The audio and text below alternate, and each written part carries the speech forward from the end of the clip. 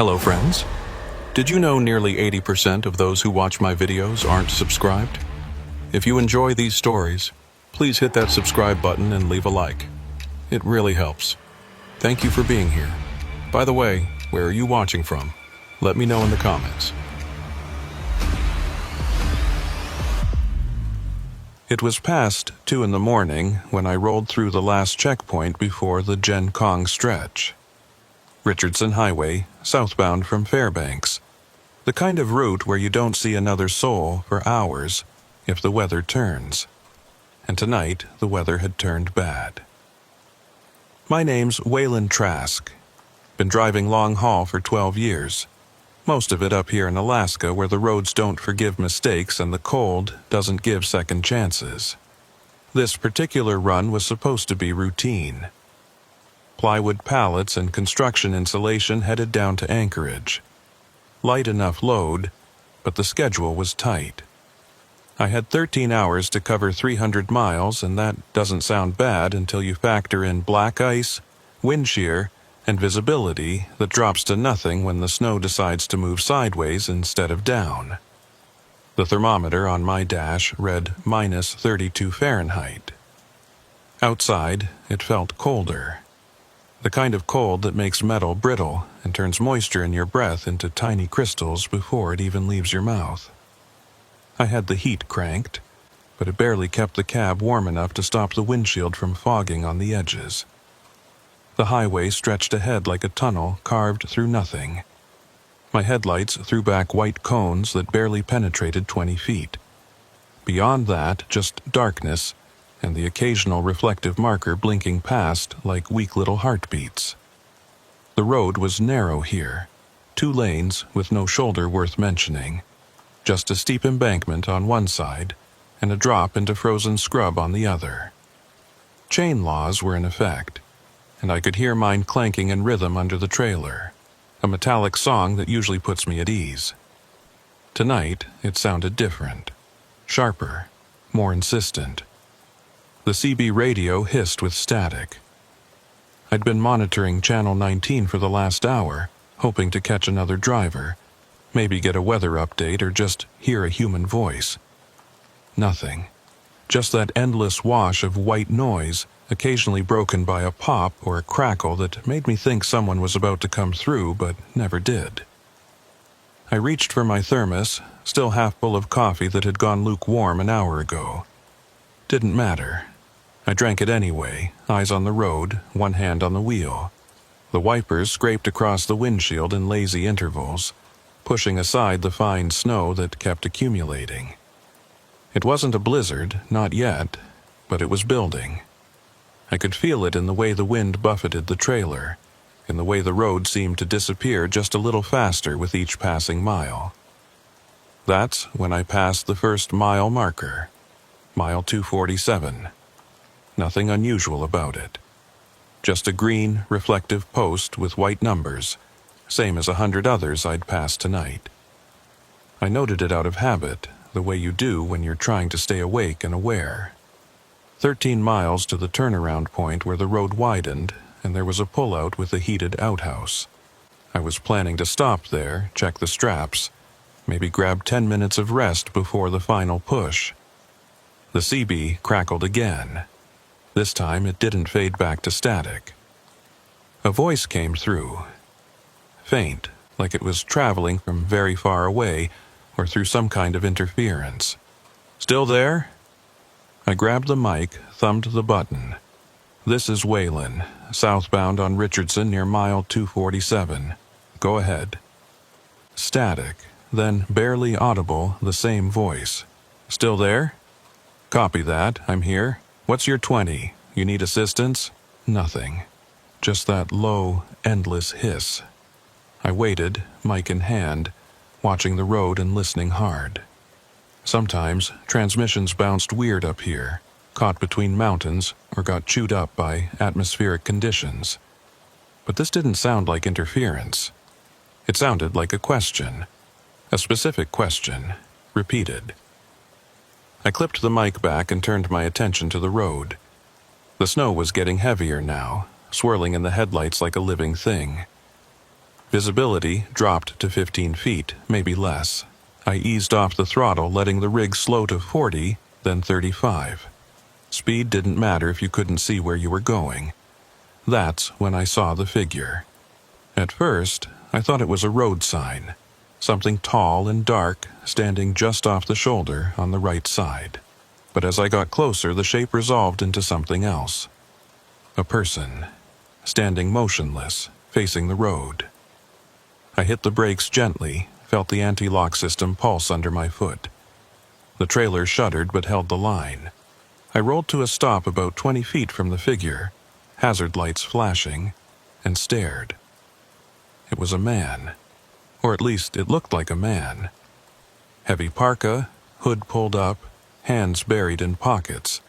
He wasn't moving, wasn't waving for help, just standing there in the middle of nowhere, in minus 30-degree cold, like it was the most natural thing in the world. I rolled down my window an inch, letting in a blast of frigid air that stung my face. "Hey, you need help?" No response. The figure didn't turn, didn't acknowledge me. Just stood there facing south, the direction I was headed. I laid on the air horn. One long blast that echoed out into the frozen night and died almost instantly, swallowed by the wind and snow. Still nothing. Every instinct I had was screaming at me to roll forward, leave this behind, keep moving. But another part of me, the part that still remembered what it meant to be decent, wouldn't let me. You don't leave someone out here. Not in this cold. Exposure kills in minutes, not hours. I grabbed my flashlight from the door pocket, pulled my gloves on tight, and zipped my jacket all the way up. Then I stepped down from the cab, boots crunching into the snow that had already accumulated on the asphalt. The cold hit me like a physical blow. It sucked the air from my lungs and made my eyes water instantly. I clicked on the flashlight and swept it toward the figure. He was still there, hadn't moved an inch. The beam caught the edge of his parka, dark blue or black, hard to tell in this light. His face was hidden deep in the hood. "Hey!" I shouted, voice muffled by the wind. "You hurt?" I took a step closer, then another. My boots found traction on the ice underneath the snow, but barely. The figure remained still. 5 feet away now, close enough to see the frost that had formed on the outside of his jacket, tiny crystals clinging to the fabric like a second skin. Close enough to see that his hands, still in his pockets, weren't moving, not shivering, not shifting, just still. "Buddy, you need to get in the truck. You're gonna freeze out here." I reached out, intending to touch his shoulder, shake him awake if he was in some kind of hypothermic stupor. My hand passed through empty air. I stumbled forward, off balance, flashlight swinging wild. When I turned back, the figure was gone. Not running, not walking away. Just gone. Like he'd never been there at all. I swept the beam in a full circle. Snow and darkness. Nothing else.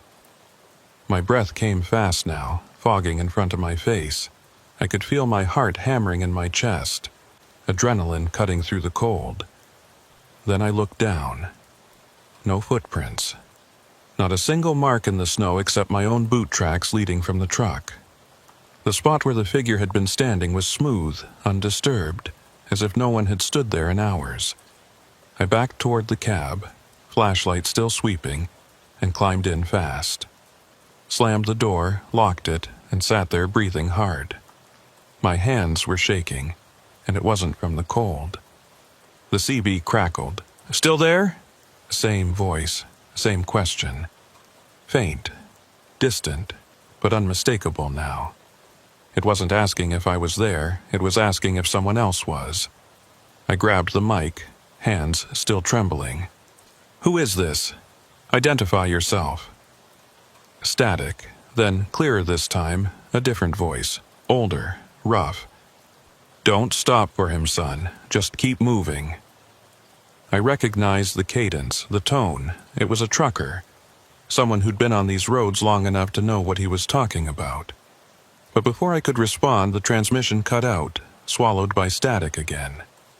I sat there for a long moment, engine idling, heater blasting, trying to make sense of what I'd just seen, or hadn't seen.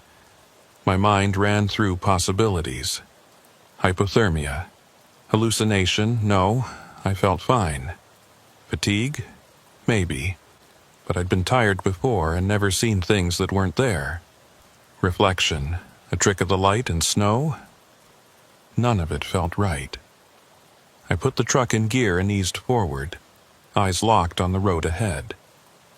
The snow was coming down heavier now, and the wind had picked up, rocking the trailer in sharp gusts. I kept my speed low, watching the markers as they appeared and vanished in the sweep of my headlights. Mile 246, mile 245, mile 244. And then, ahead in the distance, another figure. Same stance, same parka.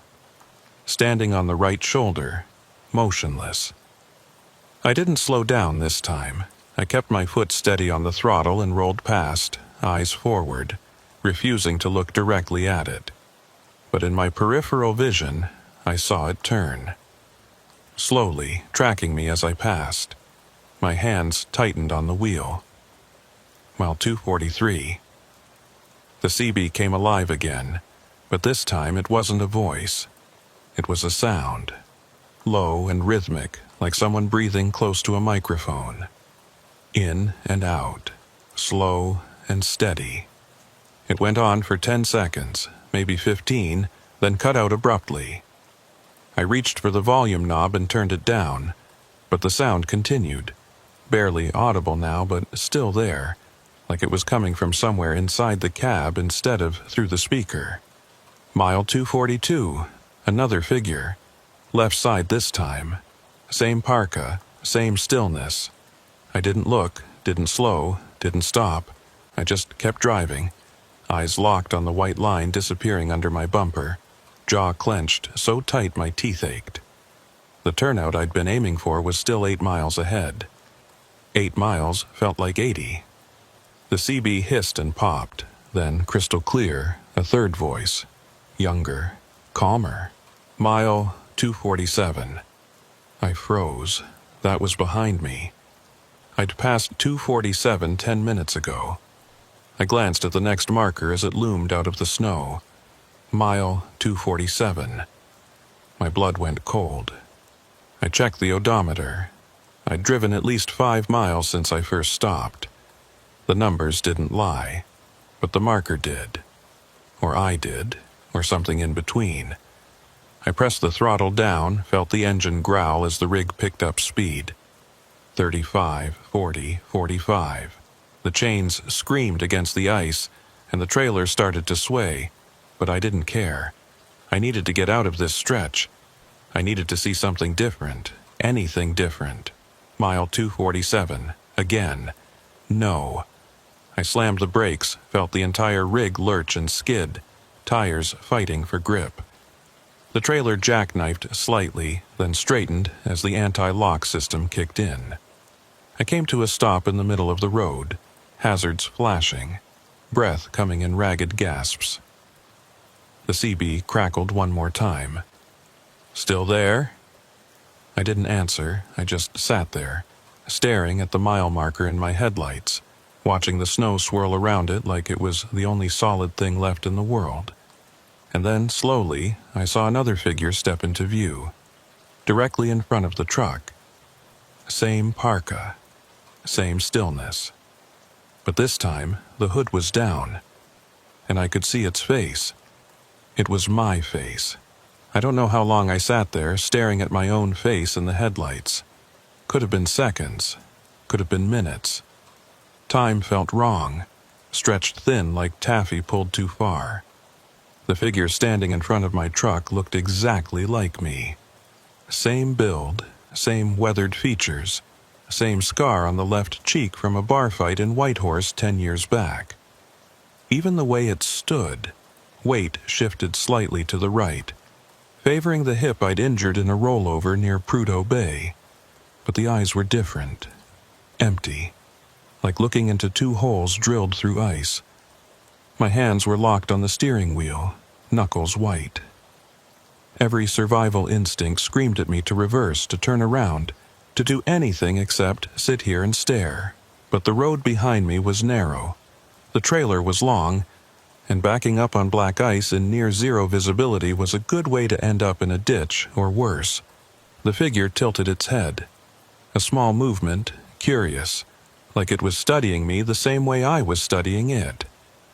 Then it smiled. Not a friendly smile. Not cruel either. Just empty. Mechanical. Like someone who'd forgotten how the expression was supposed to work and was copying it from memory. I grabbed the mic, hands shaking so bad I nearly dropped it. "This is Waylon Trask, southbound Richardson, mile 247. If anyone can hear me, I need assistance. I need..." Static swallowed my words. The CB hissed and popped, then went completely silent. Not even the background noise. Just nothing. The figure took a step closer. I jammed the truck into reverse, heard the warning beeps, felt the trailer shift. My boot pressed down on the throttle, and the rig started rolling backward, slow and awkward. The figure didn't chase. It just stood there, watching. That empty smile still fixed on its face. I backed up 20 feet, 30, eyes flicking between the mirrors and the windshield. The figure grew smaller in the headlights but never disappeared completely. It just stood there in the middle of the road, arms at its sides now, perfectly still. When I'd put enough distance between us, I cranked the wheel, trying to angle the trailer for a turnaround. The chains bit into ice, and the whole rig shuddered. I could feel the weight shifting, the trailer wanting to slide sideways. I eased off, straightened out, tried again. The CB burst to life. "Waylon," my own voice, coming through the speaker, flat and emotionless. "Waylon, you're going the wrong way." I grabbed the mic, nearly shouting. "Who the hell is this?" "You know who this is." I threw the mic down, hands back on the wheel. The figure in the road hadn't moved, but now I could see others. 3 more shapes standing at intervals along the shoulder, all facing me. All wearing the same dark parka, all perfectly still. I got the trailer straight and shifted into first gear, easing forward. I wasn't going back, I couldn't. North meant Fairbanks, meant people, meant warmth and lights and sanity. South was just more empty road and whatever the hell was standing in it. But when I started moving forward, the figure in the road didn't step aside. I laid on the horn. A long, desperate blast that echoed out into the frozen night. The figure didn't flinch. It just stood there, arms spread now, like it was waiting to embrace the truck. I couldn't stop, not again. If I stopped, I don't think I'd start moving again. I pressed down on the throttle, felt the engine roar. The speedometer climbed. 20 miles per hour. 25. The figure grew larger in the windshield, close enough now that I could see the frost on its parka, the empty expression on its face. At the last second, it stepped aside. Not quickly, not in fear, just a casual sidestep, like it had known all along I wouldn't hit it, like this was all part of some game I didn't understand. I blasted past, trailer swaying, chains screaming. In the mirror, I saw it turn and watch me go. Saw the others on the shoulder turn as well, moving in perfect unison. Mile 246 appeared in my headlights. Then 245. Each one a small victory. Each one proof that I was moving forward, getting away from whatever that was, putting distance between me and mile 247. The CB stayed silent. No voices, no static, nothing. I tried switching channels, cycling through all 40, but every single one was dead. Like the radio had stopped working entirely, except I could still see the power light on, still see the channel numbers changing. I pushed the speed up to 50, which was insane in these conditions, but I didn't care anymore. The road was empty, The shoulders were clear, and I just needed to get somewhere with lights and people and proof that the world was still normal. Mile 240. The turnout was close now. Just a few more miles. I could see it in my mind, the wide pullout with the tall lights and the heated outhouse, and maybe, if I was lucky, another truck stopped there. Someone I could talk to. Someone who could tell me I was overtired, hallucinating, losing my mind in the cold. Mile 237. The snow was starting to ease. The wind had died down. Visibility was improving, and I could see further down the road now, maybe 50 feet instead of 20. Everything was getting better. Everything was going to be fine. Mile 247. My foot slammed the brake pedal before my brain even processed what I'd seen. The truck skidded, fishtailed, and came to a stop at an angle across both lanes. I sat there, breathing hard, staring at the mile marker in disbelief. I'd driven 10 miles. I'd watched every single marker. 246, 245, 244, all the way down to 237. I hadn't imagined it. I hadn't blinked and missed something. I'd counted every single one. But here I was, mile 247. Again. The CB crackled. Still there? Different voice this time. Older. Rough. The same one that had warned me earlier. I grabbed the mic, hands shaking. Yeah, I'm still here. What the hell is going on? You stopped, didn't you? I had to. There was someone in the road. There's always someone in the road, son. That's how it works. How what works? What is this?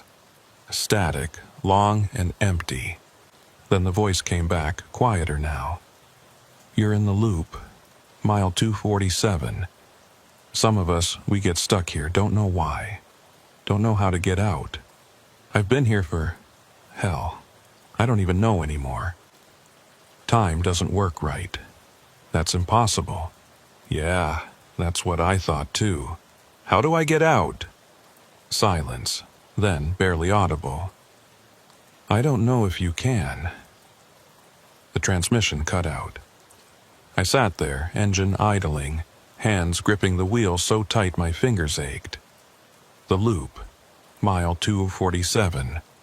Stuck driving the same stretch of road over and over, watching the markers count down only to reset, seeing figures that weren't there, hearing voices that couldn't be real. I looked at my fuel gauge, 3/4 full. I'd started the night with a full tank. Either the gauge was broken or I hadn't been driving as long as I thought. Or time really didn't work right here. A tap on my window made me jump so hard I hit my head on the roof. I turned, flashlight already in hand, beam cutting through the darkness. A face stared back at me through the glass. Not my face this time. Someone else. A woman, maybe 50, with gray hair and tired eyes. She was wearing a parka, hood down, and her lips were moving. I couldn't hear what she was saying. The wind had picked up again, and the glass was too thick, but I could read her lips well enough. Let me in. I shook my head, mouthing back, can't. She slapped the window with her palm, not angry, desperate. Please, let me in, I'm so cold. Every instinct told me not to open that door. Not after what I'd seen. Not after the figure with my face. But she looked real. She looked human. And if there was even a chance she was stuck out here like me, that she needed help. I reached for the door lock. Her face changed. The desperation vanished, replaced by that same empty expression I'd seen on my own face earlier. Her hand pressed against the glass, and I saw now that her fingers were wrong. Too long, too thin, like someone had stretched them out and forgotten to stop. I jerked my hand back from the lock. She smiled, that same mechanical, joyless smile, and stepped away from the truck. 3 more figures emerged from the darkness behind her, all wearing parkas, all with that same empty expression. They didn't approach. They just stood there in a line, watching. The CB crackled again, my own voice coming through the speaker. "You can't leave, Waylon. None of us can." I grabbed the mic, shouting now. "I'm not you. I'm not stuck here." "Not yet, but you stopped. And once you stop..." The transmission faded. I threw the mic down and jammed the truck into gear. The figures didn't move as I rolled forward. They just watched, heads turning in unison to follow my movement. Mile 246. I was counting them out loud now, shouting the numbers like a mantra. Proof that I was moving. Proof that I was getting away. The turnout appeared in the distance. Lights. Tall and bright and blessedly normal. I could see the outline of the outhouse, the parking area, even another truck sitting there with its running lights on. I wasn't alone. There was someone else here. Someone real. I pulled into the turnout fast, chains rattling, and came to a stop next to the other truck. It was a Peterbilt, older model, with Montana plates. The engine was running, but the cab was dark. I grabbed my flashlight and stepped down, boots crunching on the packed snow. The cold hit me again, but I barely felt it now. I was too focused on the other truck, too desperate to find another human being. I walked around to the driver's side and shone my light up at the window. Empty, the cab was empty, engine running, heat on, but no driver. I tried the door. Locked. Behind me, I heard footsteps in the snow. I spun around, flashlight beam cutting wild arcs through the darkness. The turnout was empty. No figures, no movement, just my truck with its engine idling and the wind howling through the trees. The footsteps came again, closer this time, steady and rhythmic, crunching through the snow. I backed toward my truck, flashlight still sweeping. The beam caught something at the edge of the lot, a trail of footprints leading from the trees toward the outhouse. Fresh prints, barely filled with snow. They stopped at the outhouse door. I should have gotten in my truck and left. I should have driven until I'd ran out of fuel or hit Fairbanks or woke up from whatever nightmare this was. But I needed to know. I needed to see. I walked toward the outhouse, flashlight beam fixed on the door. It was one of those prefab concrete jobs, thick walls and a heavy door with a spring hinge, the kind that slams shut hard if you don't hold it. The door was open, just a crack. Darkness beyond. "Hello?" My voice sounded small and pathetic. "Anyone in there?" No answer. I pushed the door open wider, flashlight beam cutting inside. The outhouse was empty, just a toilet and a sink and a small heater mounted on the wall. But the footprints continued inside, crossing the concrete floor and stopping at the back wall. Stopping at the wall, not at the toilet, not at the sink, at a solid concrete wall with nowhere to go. I stepped inside, following the prints. They were clear and distinct, made by boots just like mine. I reached out and touched the wall where they ended. Solid. No hidden doors, no panels, nothing. Just cold concrete. The door slammed shut behind me. I spun around, heart hammering, and grabbed the handle. It turned, but the door didn't open. Something was holding it from the outside. I put my shoulder into it and pushed, felt it give slightly, then slam shut again. "Hey, let me out!" The CB in my truck crackled, loud enough that I could hear it even through the concrete walls. "Still there?" I threw my weight against the door. Once, twice. On the third try, it burst open and I stumbled out into the snow, flashlight falling from my hand. The turnout was different now. Both trucks were gone, mine and the Peterbilt. The lights were still on, but the parking area was empty. Just undisturbed snow and tire tracks that ended abruptly in the middle of the lot, like the trucks had simply vanished. I found my flashlight, hands numb now, and walked to where my truck had been parked. The tracks were there, clear as day.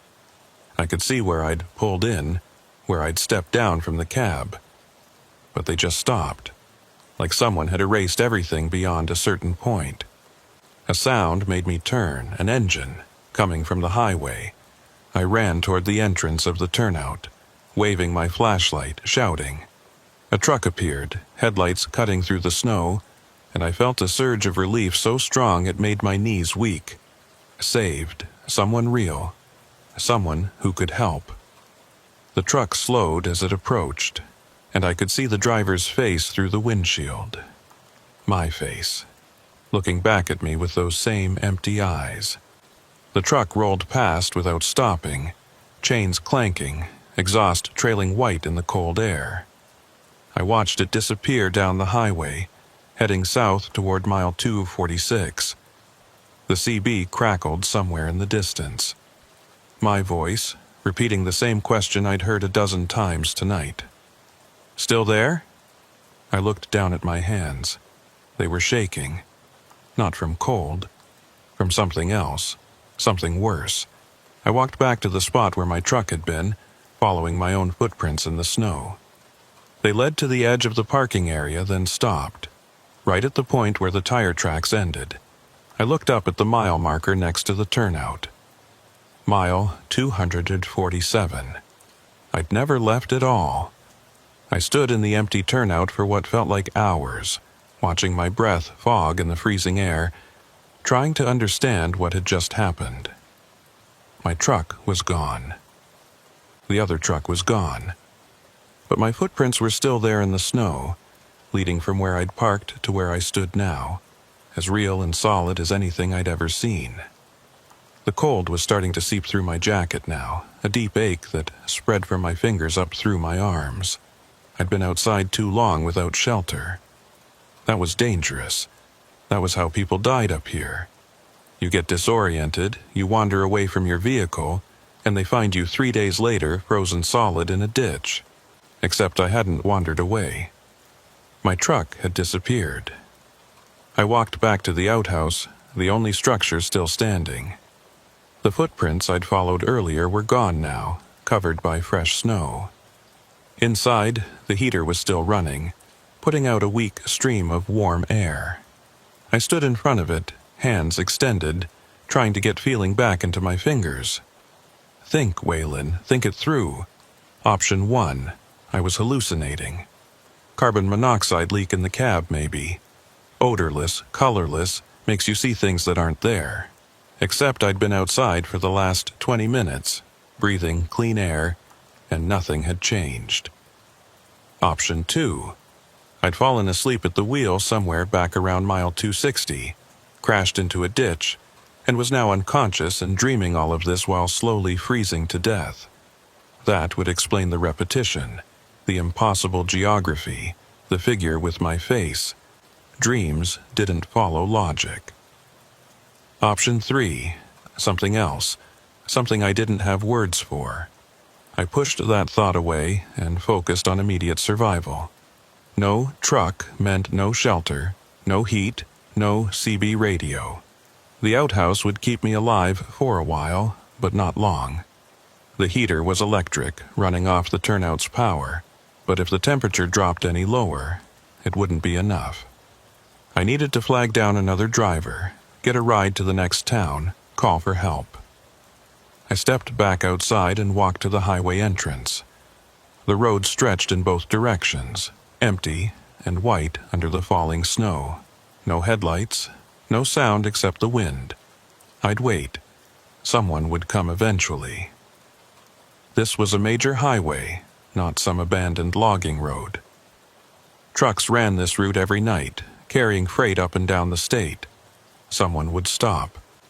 Someone would help. I checked my watch. 3:47 a.m. I looked away, then looked back. 3:47 a.m. I counted to 60 in my head, watched the second hand sweep around the face. When I checked again, it still read 3:47. I tapped the crystal. The second hand was moving normally, ticking away, but the minute hand stayed frozen in place. My watch had stopped. Or time had. I I wasn't sure which possibility scared me more. Movement caught my eye. Down the highway coming from the north, headlights. I stepped into the middle of the road, waving my arms. The lights grew closer, resolving into a pickup truck with a plow blade mounted on the front. Not ideal, but better than nothing. I kept waving, and the truck slowed, engine rumbling as it pulled to a stop about 10 feet away. The driver's window rolled down. A man leaned out, maybe 60 years old, with a grizzled beard and a stained baseball cap pulled low.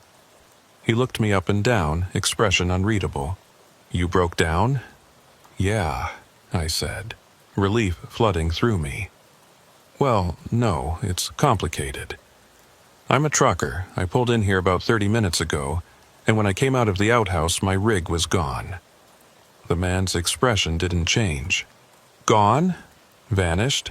Like it was never there?" He studied me for a long moment, then nodded slowly. "You at mile 247? The question made my blood run cold. "How did you know that?" "Because you're not the first." He jerked his thumb toward the passenger seat. "Get in. We need to talk." I didn't hesitate. I climbed into the cab, grateful for the blast of heat coming from the vents. The interior smelled like diesel fuel and old coffee. Tools rattled in the back seat. The man put the truck in gear and rolled forward, back onto the highway. South, toward mile 247. "Wait," I said. "We're going the wrong way. Fairbanks is north." "Can't go north," he said. "Not from here. Road only goes one direction." "That doesn't make sense." "Nothing about this place makes sense." He glanced at me. "Name's Cody Brannigan. I'm a mechanic out of Glen Allen, or I was anyway. Been stuck on this stretch for longer than I care to think about." "Stuck? What do you mean, stuck?" "Same as you. Came through here 3 weeks ago, or maybe 3 months, hard to say. Saw something in the road, stopped to check it out, and haven't been able to leave since. Every time I try to drive north, I end up back at 247. Every time I try to go south, same thing. Just keeps looping." I stared at him, trying to process what he was saying. "That's impossible." "Yeah," he smiled, but there was no humor in it. That's what I thought too. We drove in silence for a minute. I watched the mile markers tick past. 246, 245, 244, all the way down to 238. Then 247 appeared in the headlights again. Cody didn't seem surprised. He just kept driving, expression neutral, like this was normal. "How many of us are there?" I asked. "Hard to say. I've seen maybe a dozen different people. Some of them last a few days, then they're gone. Some stick around longer. There's one guy says he's been here for years, but I don't know if I believe him. Time doesn't work right. You can't trust your memory." "What about those figures? The ones in the parkas?" Cody's hands tightened on the wheel. "You saw them?" "Yeah. One of them had my face. That means you're in deep. That's when you know you're not getting out." He glanced at me again. "Did you talk to it?" "No, I mean I heard it on the CB, but I didn't talk to it." "Good, don't. They're not us, even though they look like us. They're something else, something that's been here longer than any of us." We passed another figure on the shoulder. Different parka this time, red instead of blue. It turned to watch us go by, and I caught a glimpse of its face. Not mine, someone else's. But the eyes were the same, empty and cold. "What do they want?" I asked. "Don't know. Maybe nothing. Maybe they're just part of the loop, same as us.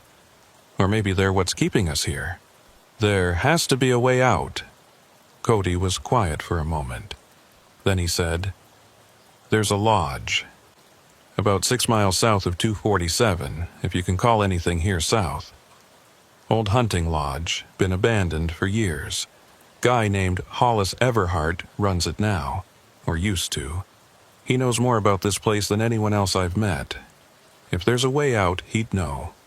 Take me there. Can't. You have to find it yourself. That's part of the rules. What rules? The rules of the loop. You can't be let out. You have to choose to leave. Otherwise, you just end up back at 247. He pulled the truck over to the shoulder and put it into park. This is as far as I can take you. I looked out at the empty highway. No lights, no signs, nothing to indicate where the lodge might be. How am I supposed to find it? Watch for the cairn. Stack of rocks on the right side, about chest high. Road's not marked, but you'll see it if you're looking. He reached across and opened my door. Good luck. I climbed out, cold air hitting me like a punch. Wait, what if I don't find it? Cody looked at me through the open door. Then you end up like the rest of us, driving in circles until you forget why you started. He pulled the door shut and drove away, taillights fading into the snow. I stood there for a moment, then started walking. South, following the white line painted on the edge of the road. The snow was getting heavier again, and the wind cut through my jacket like it wasn't there. I kept my head down, watching for the cairn Cody had mentioned. Mile 246. The numbers counted down, and I kept walking, boots crunching on the packed snow. My fingers were numb again, and my face felt frozen, but I didn't stop. I couldn't. If I stopped, I'd end up back at 247. That was the pattern. That was the trap. A sound made me look up. Engine noise coming from behind me. I turned and saw headlights approaching fast. A truck, big one, running without chains. It was moving too fast for the conditions, fishtailing slightly as it bore down on me. I stepped off the road onto the shoulder and watched it pass. It was my truck, my Freightliner, with my load of plywood pallets still strapped to the trailer. And behind the wheel, barely visible through the glare of the headlights, was me. The truck didn't slow. It just kept going, heading south, leaving me standing on the side of the road. I watched until the taillights disappeared, then turned and kept walking.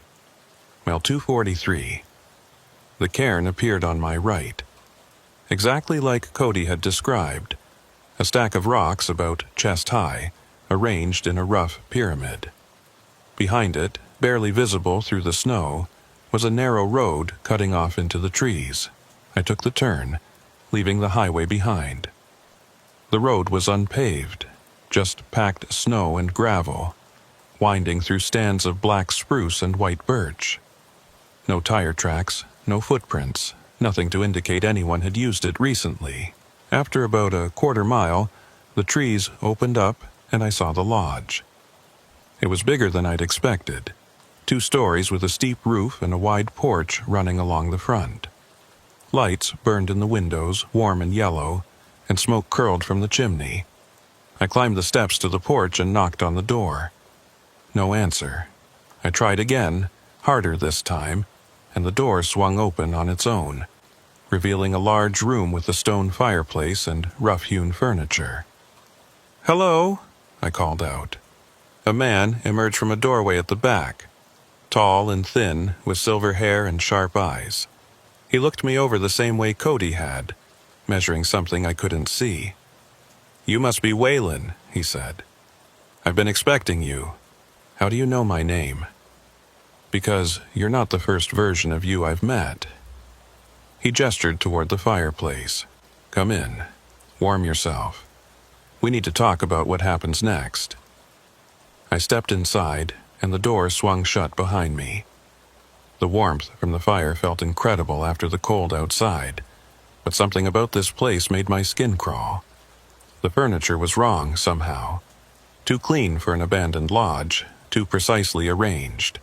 And the smell, underneath the wood smoke and coffee, was something else, something metallic and cold. "Are you Hollis Everhart?" I asked. "I am, or I was. Hard to say anymore." He poured 2 cups of coffee from a pot on the hearth and handed me one. "Sit down. You're going to want to be sitting for this." I took the cup, but didn't drink. "Cody said you know how to get out of the loop." "I do." Hollis settled into a chair across from me. "But you're not going to like the answer. Try me. You can't get out. Not the way you're thinking. The loop isn't something that can be broken or escaped.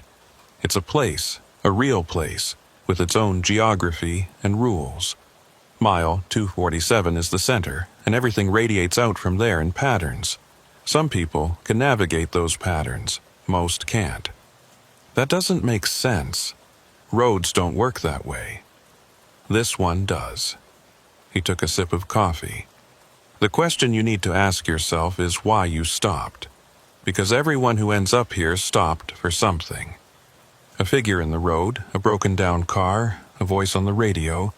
Something made them stop, and once they did, they couldn't start again. Not really." I thought about the figure with my face, standing in the middle of the road. About how close I'd come to hitting it. About the choice I'd made to swerve instead.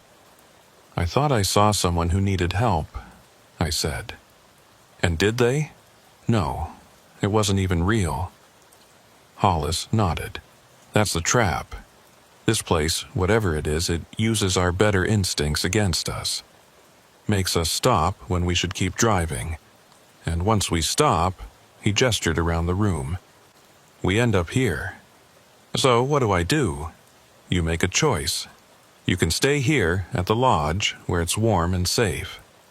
Or you can go back out there and keep driving. Keep trying to find the edge of the loop. And if I do that, you'll end up back at 247. Again and again. Until you become one of those figures on the side of the road waiting for the next driver to stop." He leaned forward. "Or you stay here with me and maybe eventually you figure out how to live with it." I set the coffee cup down, hands shaking. There has to be another option. There isn't. I've been here longer than anyone. I've tried everything. The only constant is mile 247, and the only choice is whether you keep driving or let yourself rest. I stood up, legs unsteady. The warmth from the fire had made me drowsy, and I realized I hadn't slept in how long? Time didn't work right here. I couldn't remember. "I need to think," I said. "Take your time. You have plenty of it." Hollis leaned back in his chair. "One way or another." I walked to the window and looked out at the snow falling in the darkness. Somewhere out there was the highway, and mile 247, and my truck driving in endless circles with my own face behind the wheel. And somewhere, maybe, was a way home. I don't know how long I stood at that window, watching the snow fall. Could have been minutes. Could have been hours. My watch still read 3:47, and the light outside never changed. Just that same dim pre-dawn darkness, frozen in place like everything else. Behind me, I could hear Hollis moving around the lodge. The creak of floorboards, the clink of a cup being set down. Normal sounds. The kind that should have been comforting but somehow made everything worse. Because they were too normal. Too careful. Like someone performing the motions of being human without quite remembering why. "I had a wife," I said, still looking out the window. "Back before all this. She died 5 years ago. Cancer. I kept driving after that because I didn't know what else to do. Didn't know how to live in a house that was too quiet, too empty." Hollis didn't respond, but I felt him listening. Part of me wondered if I'd been in a loop even before this. Just driving the same routes, stopping at the same truck stops, having the same conversations with the same dispatchers, going through the motions. I turned to face him. Maybe that's why I'm here. Maybe I was already stuck, and this is just the first time I noticed. "Maybe," Hollis said quietly. "Or maybe this place finds people like us." people who are already a little bit lost. How long have you really been here? He looked at me for a long moment. I don't remember anymore. Long enough that the details don't matter. I remember arriving, remember thinking I'd just rest for one night, then head back out in the morning. But morning never came. Just more darkness, more snow, and eventually I stopped counting the days. Do you ever see other people? Besides the ones who end up here? Sometimes. Shadows, mostly. People who might have been here before me or might have been here after. Time doesn't run straight here. It circles, like the road. He stood up and walked to a cabinet, pulling out a worn map. Here, I'll show you something. He spread the map on the table. It was a highway map of Alaska, the kind you'd pick up at a gas station. But someone had marked it up. Red pen tracing loops and spirals around mile 247. Mathematical notations in the margins that I didn't understand. Every person who ends up here makes the same mistake, Hollis said, finger tracing one of the loops. They think they can logic their way out. They count the miles, watch the markers, try to find the pattern. But the pattern isn't mathematical. It's... He paused, searching for words. It's emotional. It's about the moment you stopped, about what you were feeling when you decided to help instead of drive past. So, what? I'm being punished for trying to do the right thing? No. You're trapped by it. There's a difference. He looked up at me. What did you feel when you saw that figure in the road?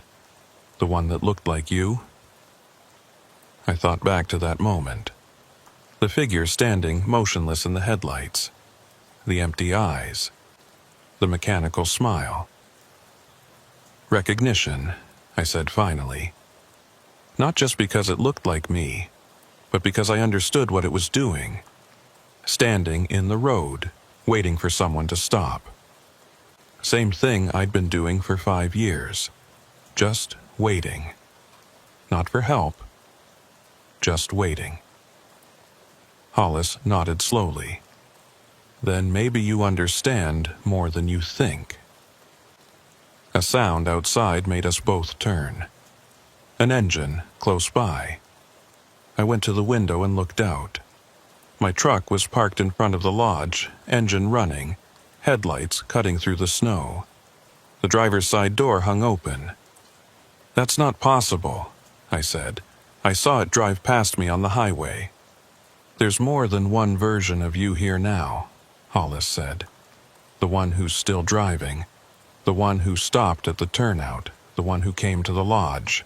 They're all real, and they're all you, and they're all stuck in their own version of the same loop. I stared at the truck. My truck. Sitting there idling, waiting for me to climb back in and keep driving, back to 247, back to the beginning. What happens if I get in? You'll drive. You'll pass the markers, count them down, think you're making progress, and then you'll end up back at 247, and you'll do it again. Just like you have been doing. Just like you'll keep doing. Forever. Until you forget why you started. Then you become one of them, one of the figures on the side of the road. He touched my shoulder. Or you stay here, with me. It's not much, but it's stable. It doesn't change, and after long enough, that starts to feel like something. I pulled away from his hand and walked towards the door. There has to be a way out. There has to be. Waylon. But I was already outside, boots crunching in the snow, heading for the truck. The cold hit me hard, but I barely felt it. I was focused on the open door, the warm cab, the familiar seat where I'd spent so many years of my life. I climbed in and pulled the door shut. The heater was running full blast, and my coffee cup was still in the holder, steam rising from it like I'd just poured it. The CB crackled with static. I grabbed the mic. This is Waylon Trask. Is anyone out there? Anyone real?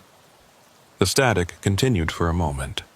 Then faintly, still there? I threw the mic down and put the truck in gear. The lodge was behind me now, lights fading in the mirror. I rolled back onto the narrow road, through the trees, until I reached the highway. Mile 244. I turned south and pressed down on the throttle. The engine roared, chains singing against the ice. I pushed it up to 60, which was insane in these conditions, but I didn't care anymore. I just needed to move. Needed to feel like I was going somewhere, anywhere except back to 247. Mile 243. The numbers counted down, each one a small victory. I was doing it. I was breaking the pattern. I just had to keep going. Keep the speed up. Don't stop for anything. A figure stepped into the road. Not slowly, not deliberately. It just appeared directly in my path, so close I didn't have time to react. I slammed the brakes and the truck went into a skid, trailer whipping sideways. I fought the wheel, trying to straighten out, but the weight was wrong and the ice was too slick. The truck tipped. Not violently, almost gently, like it was lying down to rest. I felt the world rotate, felt gravity shift, and then I was hanging in the straps as the cab settled on its side with a grinding crunch of metal and glass. For a moment, everything was quiet. Just the tick of the engine cooling and the hiss of air escaping from somewhere. I hung there in the straps, trying to process what had happened. The windshield was cracked but not shattered. I could see the road through it, tilted at a 90-degree angle, and standing there looking down at me through the glass was the figure. My face, my empty eyes. It crouched down, head tilted, studying me like I was something in a museum. Then it reached out and tapped the glass with one finger. 3 times, slow and deliberate. Tap, tap, tap. The CB crackled to life, even though the truck was on its side and shouldn't have had power. "Still there?" My own voice coming through the speaker. But this time, there was something else underneath it. An echo. Multiple voices layered together, all asking the same question. "Still there? Still there? Still there?" I reached for my seatbelt, fingers fumbling with the release. I needed to get out, needed to. The figure stood up and walked away. Not back down the highway, off into the snow, into the darkness between the trees. And as it walked, I saw others join it. 12 figures, then 24, all wearing dark parkas, all moving in perfect unison. They walked until the darkness swallowed them, and then they were gone. I got the seatbelt unbuckled and kicked out the windshield. The cold air rushed in, but I barely noticed. I climbed out onto the side of the truck and stood there, looking at the empty highway. No tire tracks except my own. No skid marks, just pristine snow and that same endless darkness. And ahead, barely visible in the distance, a green reflective mile marker. Mile 247. I jumped down from the truck and started walking. Not toward the marker, away from it. Due east, off the highway, into the trees. I'd walk until I found something. A house, a town, another road, anything that wasn't part of this loop. The trees closed around me, branches heavy with snow. My breath came in ragged gasps, and my boots punched through the crust with each step. I kept going, pushing through drifts that came up to my knees, using tree trunks to pull myself forward. Behind me, I heard an engine. Then another, then 12 engines, all running in perfect synchronization. I didn't look back. I pushed deeper into the woods, the sound of the engines fading. Or maybe not fading, maybe I was just getting used to them. After a while, I couldn't tell the difference. The trees started to thin. I could see a clearing ahead, and beyond it, something tall and reflective. A mile marker, mile 247. I stopped walking. My legs gave out, and I sank into the snow, back against a tree. Around me, the woods were silent, except for my own breathing and the distant rumble of engines that never quite went away. I pulled out my phone. No signal, as expected, but I opened the camera anyway and took a picture of myself. I don't know why. Maybe to prove I was still real, still here. The preview showed me sitting in the snow, back against a tree, but in the background, barely visible in the darkness, were figures, dozens of them, all wearing dark parkas, all standing perfectly still, all watching me. I closed my eyes, too tired to be afraid anymore, too tired to keep fighting. The cold was seeping in deep now, into my bones, into my thoughts. It would be easy to just rest here, just for a minute, just until... Waylon. I opened my eyes. Cody Brannigan stood in front of me, hands in his pockets, breath fogging in the cold. "You can't stay here," he said. "If you fall asleep, you'll become one of them."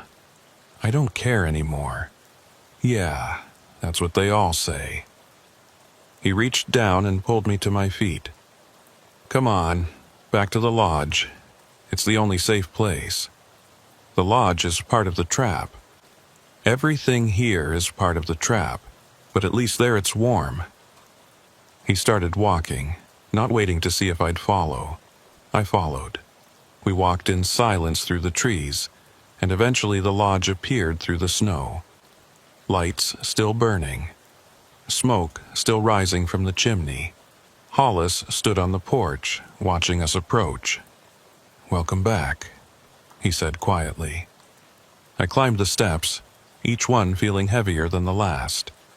Inside, the fire was still burning, my coffee cup still on the table where I'd left it, like I'd never left at all. "How many times have I done this?" I asked. Hollis looked at Cody. Cody looked at the floor. "Enough," Hollis said finally. "You've tried leaving enough times that you should understand by now. There's no exit, there's only here." I sank into the chair by the fire. On the table, my phone showed 37 missed calls from a number I didn't recognize. I opened the call log.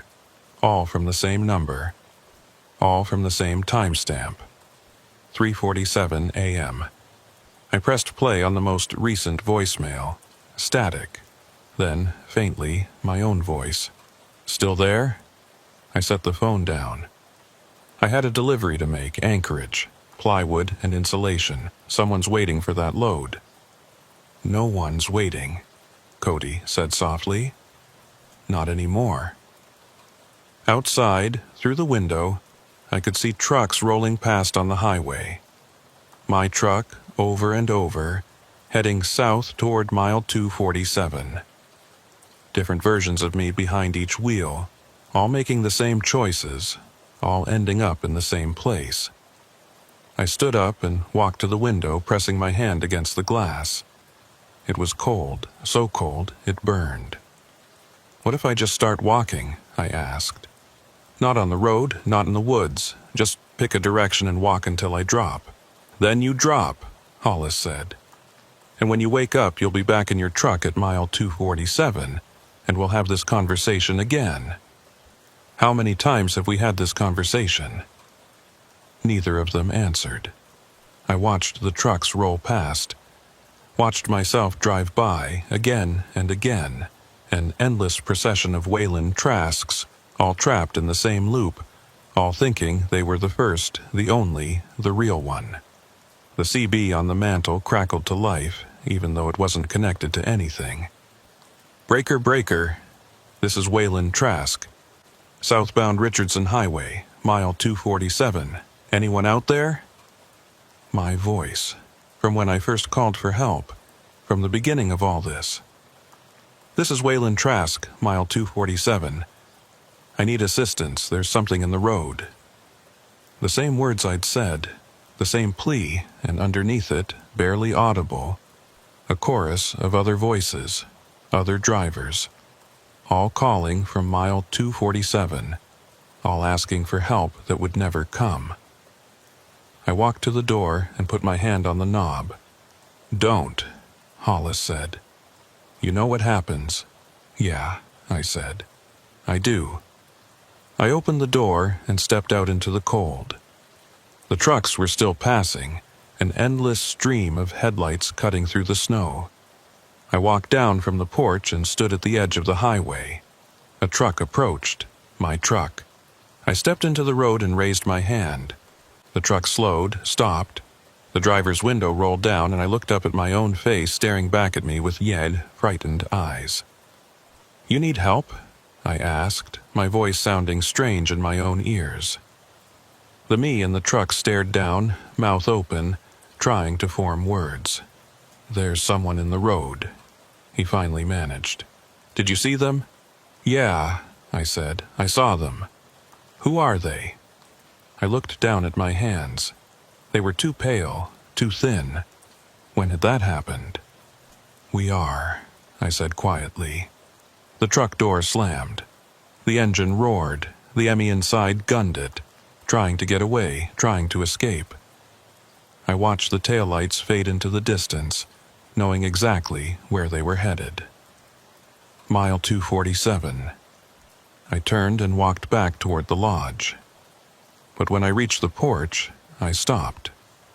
The door was closed, and through the window I could see Hollis and Cody sitting by the fire, talking to someone in my chair.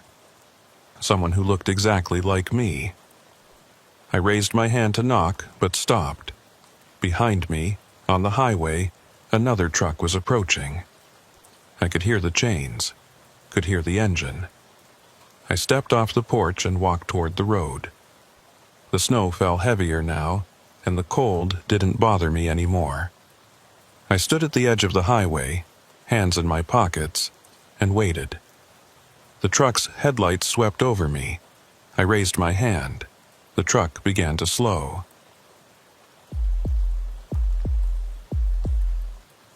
My name is Nolan Fitch, and I've been hauling freight through the Yukon for 8 years. Long enough to know which routes to take and which ones to avoid. Long enough to know that when the weather turns bad up here, you don't take chances. You follow the rules, you trust your equipment, and you never, ever take shortcuts through closed roads. But sometimes the choice gets made for you. It was late February, and I was running a load of mining equipment from Whitehorse down to Watson Lake. Standard run, nothing complicated. The forecast called for light snow, maybe some wind, but nothing I hadn't dealt with 100 times before. I left Whitehorse at 6 p.m., planning to make Watson Lake by 4 in the morning with a fuel stop somewhere in between.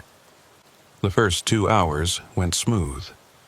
The Alaska highway was clear, traffic was light, and my rig was running like a dream.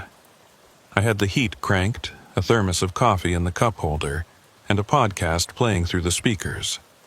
Normal night. The kind that makes you forget how dangerous these roads can be when conditions change. The snow started around mile 80. Just a few flakes at first, dancing in the headlights, nothing to worry about. But within 20 minutes, it had turned into a full squall. Visibility dropped to maybe 30 feet, and the wind was picking up, buffeting the trailer hard enough that I had to keep both hands on the wheel. I slowed to 40, then 35, watching the road carefully. The highway had good shoulders here, but in weather like this, you couldn't see them until you were already halfway into the ditch. I kept my eyes on the reflectors, using them as a guide, and tried to ignore the way the wind made the whole rig shudder with each gust. That's when I saw the flares. Bright orange flames set up in a line across both lanes, creating a wall of light in the darkness. Behind them, I could make out the shape of a vehicle, lights flashing. I eased off the throttle and brought the rig to a stop about 50 feet back, hazards on. A figure emerged from behind the vehicle, walking toward me with a flashlight. As they got closer, I could see it was a state patrol officer, parka zipped up tight against the wind, face barely visible under the hood. I rolled down my window a crack, letting in a blast of freezing air. "Evening, officer, what's the situation?" "Highway's closed." Her voice was muffled by the wind. "Avalanche risk ahead. They're doing controlled blasting at Drum Peak, won't be clear until morning." I checked my watch, 8:45 p.m. "How far back is the last turnoff?" "About 60 miles. You'll have to head back to the junction and take the northern route through. That adds 4 hours to my run," I interrupted. "I've got a schedule to keep." She looked up at me, eyes hard. "Then you're going to miss your schedule. Roads closed. No exceptions." I sat there for a moment, engine idling, watching the snow pile up on my hood. 4 extra hours meant I'd be late delivering, which meant penalty fees, which meant my dispatcher would be on my ass for a week.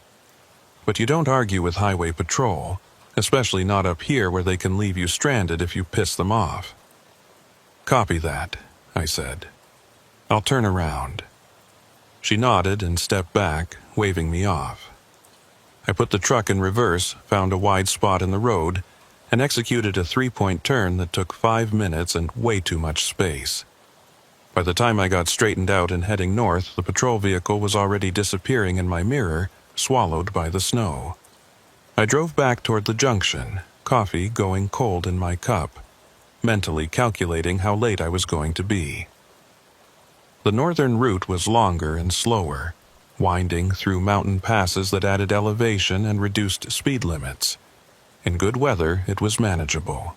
In this, it was going to be a nightmare. The junction appeared after 45 minutes.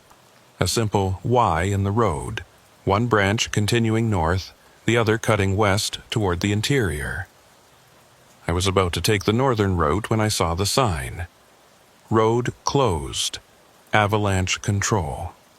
Orange barriers blocked the turn, the same kind the patrol officer had set up on the main highway. But there was no vehicle here, no officer, just the barriers and the sign and the empty road beyond. I stopped the truck and stared at the barriers, my mind trying to process what I was seeing. Both routes were closed, the main highway and the detour, which meant I was stuck here, in the middle of nowhere, with no way forward and no way around. I grabbed my CB and switched to Channel 19. "This is Nolan Fitch, northbound on the Alaska Highway near the junction. Anyone got information on road closures? Both routes showing blocked." Static. I waited 30 seconds, then tried again. "Any traffic near the Yukon Junction? This is Nolan looking for road status." "Come back." More static. Then, faintly, a voice broke through. "Nolan, this is Kira Drummond, State Patrol. You the truck I just turned around?" "That's me. I'm at the junction now, and the northern route is showing closed too. What's my option here?" Pause. I could hear the crackle of interference on her end. "Stand by, checking with dispatch." I waited, engine idling, watching the fuel gauge. I had maybe 3/4 of a tank, enough to make Watson Lake if I could get moving, but not enough to waste sitting here all night with the engine running. The CB crackled again. "Nolan, you still there?" "Yeah, I'm here." "Okay, bad news. The northern route is closed for the same reason, avalanche control. But there's another option. Old tunnel road past Drum Peak. It's not on the main maps anymore, but it's technically open." "Why isn't it on the maps?" "Because it's been decommissioned. They stopped maintaining it 5 years ago, and it's rough, real rough. But it'll get you through to Watson Lake if you're careful." I thought about that. An unmaintained tunnel in the middle of a snowstorm, in the dark, with a full load. Every instinct told me it was a bad idea. How rough are we talking? Narrow. Single lane in places. No lighting. But the tunnel itself is solid, and the road surface is paved. It's just not recommended. But it's open. Technically. Look, it's your call. You can wait here until morning when the main highway opens. Or you can take the tunnel. I can't tell you which to do. I looked at my watch. If I waited until morning, I'd be 8 hours late. If I took the tunnel and it was as rough as she said, I might be 10 hours late, or I might damage the rig, or worse. But sitting here wasn't an option. "Where's the turnoff?" I asked. She gave me directions. About 3 miles south before the avalanche zone, there was an access road marked with a faded sign. Take that west for about 2 miles and I'd see the tunnel entrance. "Thanks for the info," I said. "I'll take my chances. Be careful in there. And Nolan, keep your radio on. If you run into trouble, call me. I'll be monitoring Channel 19. Copy that." I turned the truck around and headed south, back the way I'd come. The snow was heavier now, and the wind had picked up even more. I kept my speed low, eyes scanning for the turnoff. The access road appeared exactly where she'd said it would be. The sign was barely readable, half covered in snow and rust. Drum Peak Access, authorized vehicles only. No mention of a tunnel, no warning signs, just that one faded marker and a narrow road disappearing into the trees. I took the turn, feeling the rig jostle as I left the paved highway for gravel. The road was rougher than I'd expected, potholed and uneven, but passable, trees pressed close on both sides, their branches heavy with snow, creating a tunnel of darkness that my headlights barely penetrated. 2 miles felt like 10. The road twisted and climbed, forcing me to gear down and take it slow. My trailer swayed on the uneven surface, and I could hear the straps creaking as the load shifted slightly. Not dangerous yet, but something to watch. Then I saw it, the tunnel entrance. It was bigger than I'd expected, carved into the side of the mountain like a giant's mouth. Old concrete framing, stained with water damage and covered in moss. No lights. No signs except one. Tunnel closed, no entry. I stopped the truck about 20 feet from the entrance and stared at it. Closed. Kira had said it was open, technically open, but the sign clearly said otherwise. I grabbed the CB. "Kira, this is Nolan. I'm at the tunnel entrance and there's a sign saying it's closed." Long pause, then, "That's an old sign. They put it up when they decommissioned the route, but they never locked the gates. You should be able to drive through." "Should be?"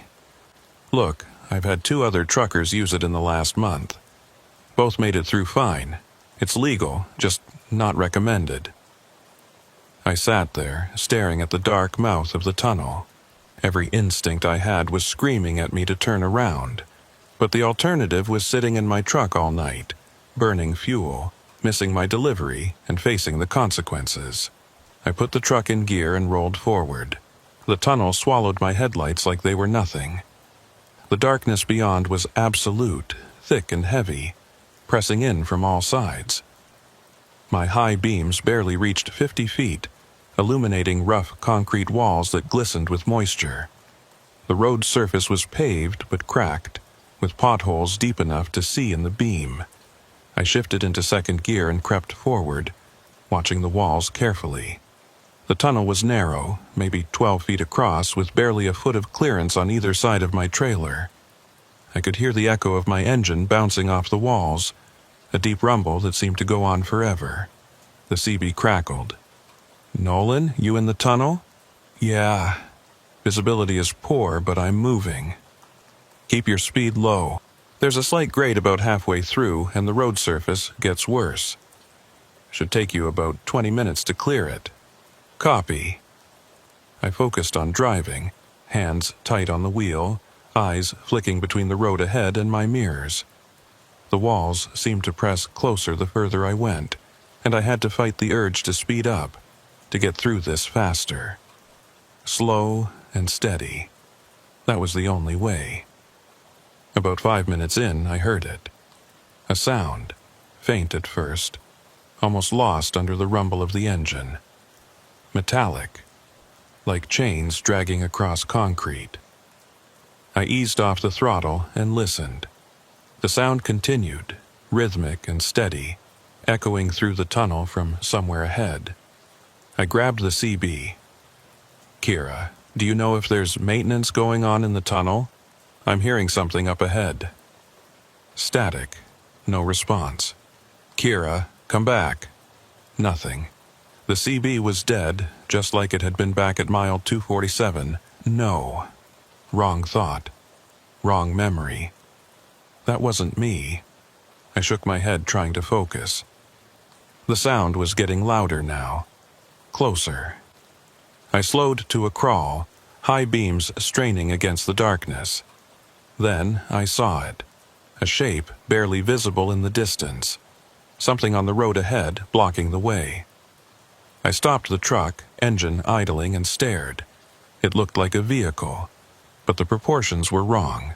Too low, too wide, and it wasn't moving. I hit the air horn. The blast echoed through the tunnel like thunder, bouncing off the walls and ceiling. The shape didn't move. I grabbed my flashlight and climbed down from the cab, boots hitting the wet pavement with a splash. The cold air inside the tunnel was different from outside. Stale, old, like it had been trapped down here for years. I walked toward the shape, flashlight beam cutting through the darkness. As I got closer, the details resolved. It was a truck, or had been. Old, maybe from the 70s, sitting on flat tires with rust eating through the panels. The driver's door hung open, and the windshield was cracked and covered in grime. I shone my light inside. Empty. No driver, no cargo, just decay. Behind me, from somewhere deeper in the tunnel, I heard the sound again. Chains dragging across concrete. Getting closer, I turned. Flashlight sweeping the darkness. Nothing. Just wet walls and empty road. I backed toward my truck, heart hammering. The sound stopped. I climbed into the cab and locked the door, which felt ridiculous but necessary. Through the windshield, I could see the abandoned truck sitting there like a warning, like proof that not everyone made it through. The CB crackled to life. "Nolan?" Kira's voice, faint and distorted. "Nolan, can you hear me?" I grabbed the mic. "Yeah, I'm here. There's an abandoned truck in the tunnel. Looks like it's been here for years." "What?" "Old truck, 70s maybe. Just sitting here in the middle of the road. Did you know about this?" Long pause, then, "No, there shouldn't be anything in there. The tunnel was cleared before they closed it." "Well, there's something here now. Can you get around it?" I looked at the abandoned truck, measuring the space between it and the walls. Maybe, if I was careful and lucky. "I can try." "Be careful. And Nolan, if anything feels wrong, back out. Don't take risks." "Copy that." I ended the transmission and put the truck in gear. Slowly, carefully, I eased forward, angling to pass the abandoned truck on the left. My mirror cleared it by inches, and I held my breath as the trailer followed. A scraping sound made me wince, metal on metal. But then I was past, and the road ahead was clear. I picked up speed, eager to get out of this tunnel and back into open air. The grade Kira had mentioned appeared, a gentle slope downward, and I let gravity help me along. That's when I saw the lights. Behind me. In my mirror. 2 headlights getting closer. Someone else was in the tunnel. I watched the headlights in my mirror getting brighter as they closed the distance. My first thought was relief. Another driver, someone else who'd taken the tunnel route. Maybe someone local who knew the way through. But then I noticed something wrong. The lights weren't bouncing. When you drive through a tunnel like this, on rough pavement with potholes and cracks, your headlights move. They bob up and down, sweep side to side as you navigate around obstacles. These lights didn't. They stayed perfectly level, perfectly steady, like they were floating instead of attached to a vehicle. I pressed down on the throttle, picking up speed. The grade was steeper now, and my rig responded, rolling faster down the slope. I kept one eye on the road ahead and one on the mirror, watching those lights. They matched my speed exactly. When I accelerated, they accelerated. When I had to slow for a rough patch, they slowed too, maintaining the same distance, never closer, never farther. I grabbed the CB mic. "This is Nolan Fitch in the Drum Peak Tunnel. There's another vehicle behind me. Driver, if you can hear me, identify yourself." Static. "Vehicle behind me, flash your lights if you can hear this transmission." The lights in my mirror didn't change. Just that steady, unwavering glow. I tried Kira's channel. "Kira, you still monitoring?" Her voice came through, clearer now. "I'm here. What's your status?" "There's someone behind me in the tunnel. They're not responding to CB." "Behind you? That's not possible. You're the only vehicle I cleared through tonight." "Well, someone's here. I can see their headlights." Pause. I could hear the uncertainty in her voice when she spoke again. "Nolan, are you sure it's another vehicle? Could it be a reflection?" I looked at the mirror again. The lights were still there, steady and bright. "It's not a reflection. These are headlights. High beams, looks like. Okay, stay calm. Keep moving forward. You should be hitting the halfway point soon, then it's all downgrade to the exit. How's your fuel?" I checked the gauge. Still 3/4 full. Same as it had been when I entered the tunnel, which didn't make sense. I'd been driving for at least 15 minutes. Should have burned through 1/8 of a tank by now. "Fuel's good," I said, deciding not to mention the gauge issue. "How much farther to the exit?"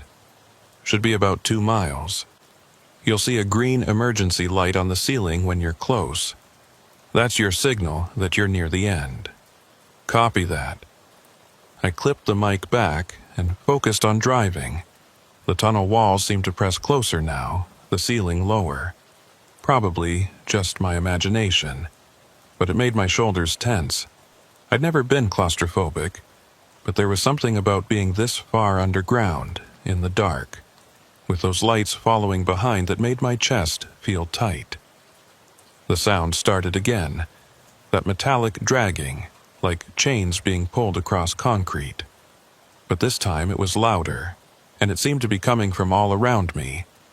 From the walls, from the ceiling, from the road itself. I slowed down, listening. The sound continued, rhythmic and deliberate. Not random, not natural. Like someone or something was dragging a heavy chain back and forth, back and forth. In the mirror, the headlights behind me slowed to match my speed. "Kira," I said into the CB, "I'm hearing something in here. Metallic sound, like chains." "Chains? Nolan, there's nothing in that tunnel. It's been sealed and empty for 5 years." "I'm telling you, I can hear it." "Could be your own chains, the ones on your tires. Sound echoes weird in tunnels." I listened carefully. My tire chains had a specific rhythm, a clinking that matched my speed. This was different, heavier, slower, and it didn't change when I changed speed. "It's not my chains," I said. Static. Then, "Nolan, I need you to stay focused. Keep your eyes on the road and keep moving. Don't stop for anything. You're almost through." "The vehicle behind me. There is no vehicle behind you. I'm looking at the tunnel monitoring system right now. You're the only heat signature in there." I stared at the mirror. The lights were still there, bright and steady, impossible to miss. "Kira, I'm looking right at it. 2 headlights maybe 50 feet back." Long silence. When she spoke again, her voice was quieter. "Nolan, listen to me carefully. That tunnel has a history. Some drivers report seeing things that aren't there. Lights, shadows, sounds. It's disorienting. The lack of external reference points, the darkness, the echo. Your mind can play tricks. This isn't a trick. I know what I'm seeing. I believe that you're seeing something. But trust me when I tell you there's nothing behind you. The monitoring system doesn't lie. You're alone in there." I wanted to argue, but what was the point? Either she was wrong, or I was losing my mind. Neither option was comforting. I pressed down on the throttle, pushing my speed up to 40. The tunnel road was rough enough that anything faster felt dangerous, but I needed to get out of here. Needed to see daylight or streetlights or anything that wasn't this endless concrete darkness. The lights behind me matched my speed again. Still 50 feet back, still perfectly level. Then they started to get closer. Not quickly, just a slow, steady approach. 45 feet, 40, 35. I watched the distance shrink in my mirror, my hands tightening on the wheel. "They're getting closer," I said into the CB. "Nolan, there's nothing there. Focus on the road ahead. You should see the green light soon." 30 feet, 25. I could almost make out the shape of the vehicle now, or what I thought was a vehicle. The lights were too bright, washing out any details, but there was a mass behind them, dark and indistinct. 20 feet. The metallic sound grew louder, more insistent, like dozens of chains being dragged at once, all moving in rhythm. The whole tunnel seemed to vibrate with it. 15 feet. I slammed the throttle down, pushing the rig to 50. The tunnel road blurred beneath me, potholes jarring the cab so hard my teeth rattled. But the lights kept coming. 10 feet, then they stopped. Just froze at that distance, no longer closing but not falling back either. Like they'd hit some invisible boundary and couldn't cross it. I kept my speed high, heart hammering, eyes flicking between the road and the mirror. The lights held their position, and slowly, very slowly, they started to fade. Not disappearing, just dimming, like someone was turning down the brightness. The sound faded with them. The chains grew quieter, more distant, until they were just a faint echo in the background. I saw the green light ahead, a small emergency fixture mounted on the ceiling, glowing softly in the darkness. Kira had said that was the signal. The exit was close. Relief flooded through me. I eased off the throttle slightly, bringing my speed back to a safer 40, and focused on the growing patch of lesser darkness ahead. The tunnel exit. Had to be. The CB crackled. "Nolan, you should be seeing the exit marker. You okay?" "Yeah," I said, my voice rough. "I see it, almost there." "Good. When you exit, there's a pullout about a quarter-mile down the road. Stop there and check your rig. Make sure everything's secure before you continue." "Will do." The exit appeared, a rectangle of slightly lighter darkness framed by the tunnel walls. I rolled toward it, every instinct screaming at me to floor it, to blast out into open air, but I kept my speed steady, controlled. I crossed the threshold, and the tunnel released me. Cold air hit my face through the window crack, fresh and clean and beautiful. I could see trees, snow, the actual sky, even though it was still dark and stormy. Real things, normal things. I pulled into the designated pullout and killed the engine, hands shaking as I released the wheel. For a long moment I just sat there, breathing hard, trying to process what had just happened.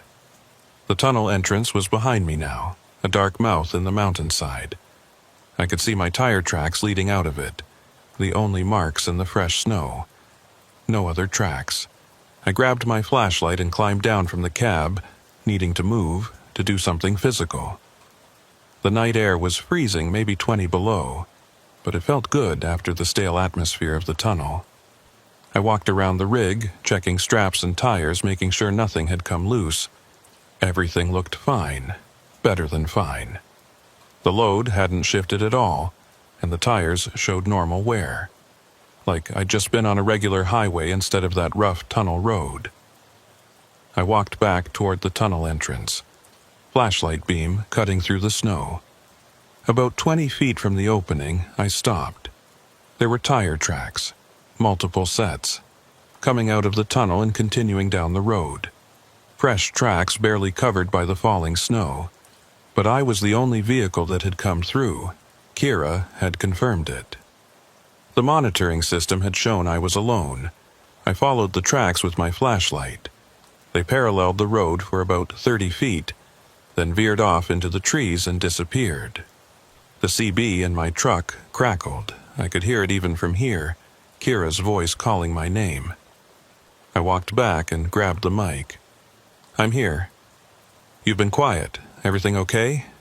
"Yeah, just checking the rig." I hesitated. "Kira, when was the last time someone used this tunnel?" "Before tonight?" "About 3 weeks ago. A trucker named Grady McCall. Why?" "Did he report anything unusual?" Long pause. "He mentioned some strange sounds, and he thought he saw headlights behind him, but when he exited, there was no one there." "Why? Did something happen?" I looked back at the tunnel entrance. Dark and quiet now. Peaceful, almost. Like it was just a normal tunnel and not whatever I'd just experienced. "No," I said. "Nothing happened. Just echoes, like you said." "Good. Glad you made it through. You should hit Watson Lake in about 2 hours, if you keep your current pace. Thanks for the help. Stay safe out there." I clipped the mic and stood there for another moment staring at the tunnel. Then I climbed back in the cab, fired up the engine, and pulled back onto the road. The highway was empty. Snow fell steadily, and the wind pushed at my trailer, but it all felt normal. Real. I tried to settle into the rhythm of driving, to forget about the lights and the sounds, and those impossible tire tracks. About 10 miles down the road, my CB crackled again. Not Kira this time. A different voice. Male, rough, tired. "This is Grady McCall to any truck within range. If anyone can hear me, I need help. I'm stuck in the Drum Peak Tunnel and I can't find the exit. I've been driving for hours, and I keep ending up back at the same point. If anyone can hear me, please respond." My blood went cold. I grabbed the mic. "Grady, this is Nolan Fitch. I just came through that tunnel. The exit is about 2 miles in. You should see a green emergency light." Static. Then, "I've passed that light 6 times. Every time I drive through the exit, I end up back at the entrance. I'm trapped in here. That's not possible. I know what I'm seeing. I've been in this tunnel for 3 weeks. My fuel gauge hasn't moved. My watch stopped. And there's something else in here with me. Something that follows me every time I try to leave." I didn't respond. Couldn't. Because I'd seen those lights. I'd heard those chains. And some part of me, the part that had felt the wrongness of that tunnel, believed every word he was saying. "If you can hear me," Grady continued, voice breaking, "don't go back in there. Don't try to help me. Just keep driving and forget you ever heard this. Grady, I'm going to contact the patrol. They can send someone. They already tried. Kira sent a rescue team 2 weeks ago. They went into the tunnel and never came out. She didn't tell you that, did she?" I looked at the radio, mind racing. "No, she didn't. Because she's trying to forget, trying to pretend it didn't happen. But I'm still here, and so are they. We're all still here, driving in circles, and the only thing that keeps us company is whatever lives in this mountain." The transmission cut out. I tried to respond, tried to raise him again, but there was only static. I grabbed my phone and dialed Kira's number. She picked up on the second ring. "Nolan, what's wrong?" "I just heard from Grady McCall on the CB. He says he's trapped in the tunnel." Silence. Long and heavy. "Kira? That's not possible," she said finally. "Grady McCall died 3 weeks ago. His truck was found at the bottom of a ravine about 5 miles from the tunnel exit. He must have gone off the road in the storm. I just heard his voice. He was calling for help. Nolan, listen to me. You're tired. You've been driving all night. You went through a stressful situation in that tunnel, and your mind is playing tricks. Grady is dead. What you heard was probably another driver, or interference, or he knew about the rescue team you sent. The silence that followed told me everything I needed to know. There was no rescue team, she said quietly. I don't know where you got that idea, but no one went into that tunnel after Grady. We found his truck in the ravine, we recovered his body, and we closed the investigation. That's the truth. Then, why does the tunnel monitoring system show I was alone when I could clearly see headlights behind me? I don't know. Maybe the system is faulty. Maybe the tunnel has some kind of electromagnetic interference that affects equipment. Or maybe you were hallucinating from stress and fatigue. Pick whichever explanation makes you comfortable, but the facts are the facts. Grady is dead, there was no rescue team, and you made it through safely. I wanted to argue, wanted to demand answers. But what was the point?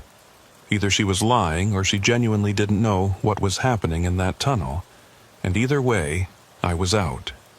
I'd made it through and I wasn't going back. Okay, I said, thanks for your help tonight.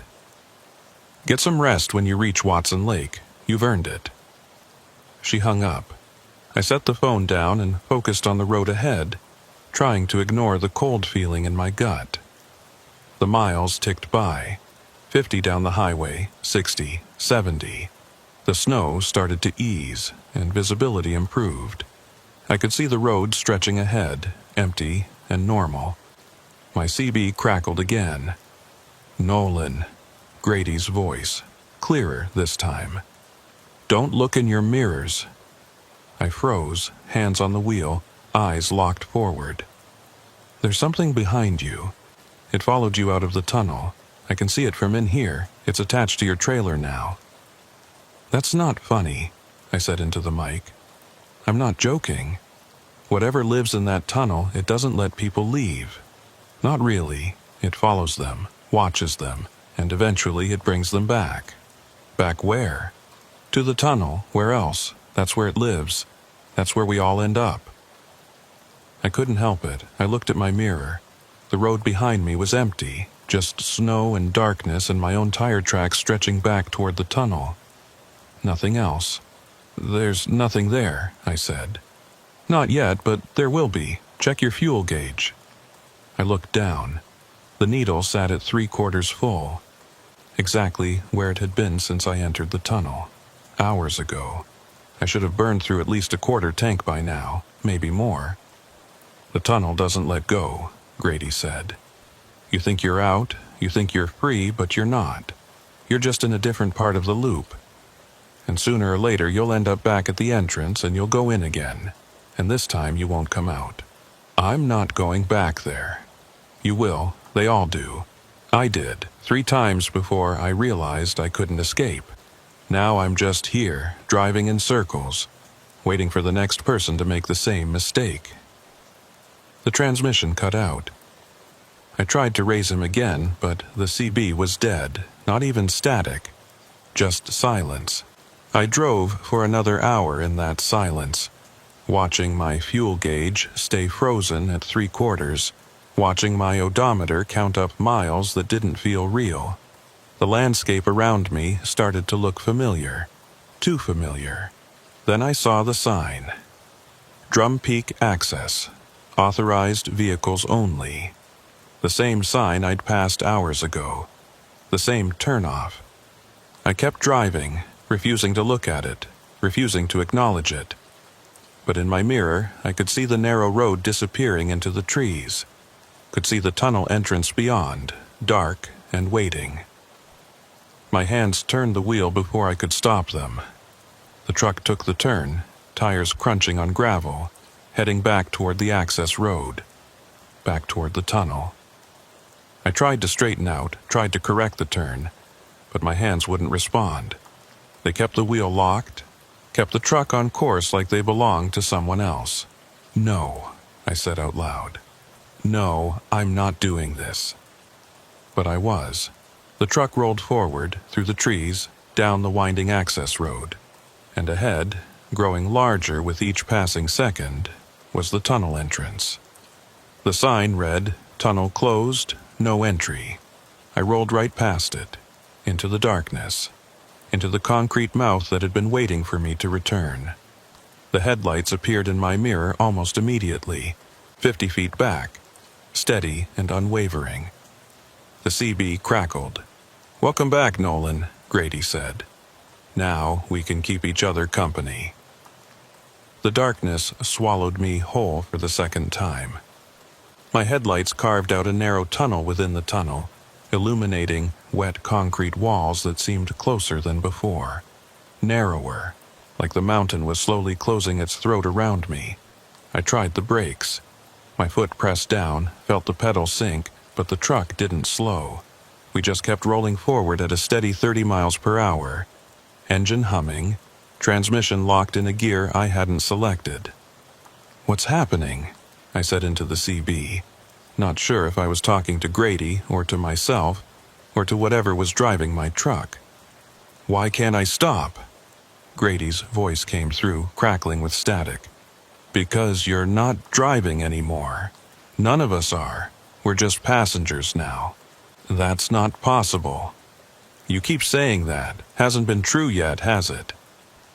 I grabbed the wheel and tried to turn it. Locked solid. Might as well have been welded in place. The truck continued forward, following the center line perfectly, navigating around the potholes I'd struggled with on my first pass. In my mirror, the headlights followed. Still 50 feet back. Still perfectly level. "How long have you been in here?" I asked. "I told you. 3 weeks. Or 3 months. Or 3 hours. Time doesn't work right. I've tried counting, tried keeping a log, but the numbers don't add up. Sometimes I'll drive for what feels like days, and when I check my watch only 5 minutes have passed. Other times I'll blink and lose hours. There has to be a way out." There was. For you. You found it, you drove through it, you made it to the other side. But then you came back. I didn't choose to come back. The truck turned on its own. That's what they all say. His voice was quiet, resigned. "But you're here now, and here is where you'll stay." I watched the concrete walls slide past, trying to think. There had to be a logical explanation. Carbon monoxide poisoning making me hallucinate. Some kind of magnetic field affecting my equipment and my brain. Hell, maybe I'd crashed hours ago and was dying in a ditch somewhere, dreaming all of this. But the cold metal of the steering wheel under my hands felt real. The rumble of the engine felt real. The fear coiling in my gut felt real. "Tell me about the lights," I said. "The headlights behind me. What are they?" Long pause. "I don't know. I've never seen the vehicle, only the lights. They follow everyone who enters. Maintain the same distance, never getting closer than 50 feet, never falling back. Just watching. Waiting. Waiting for what? For you to understand. Understand what? That you're not leaving." The tunnel stretched ahead, seemingly endless. I should have reached the abandoned truck by now, the one I'd passed on my first trip through. But the road was clear, just wet pavement and rough concrete walls. "Where's the old truck?" I asked. "The one that was blocking the road." "What old truck?" "70s model, rusted out, sitting right in the middle of the tunnel. I had to drive around it."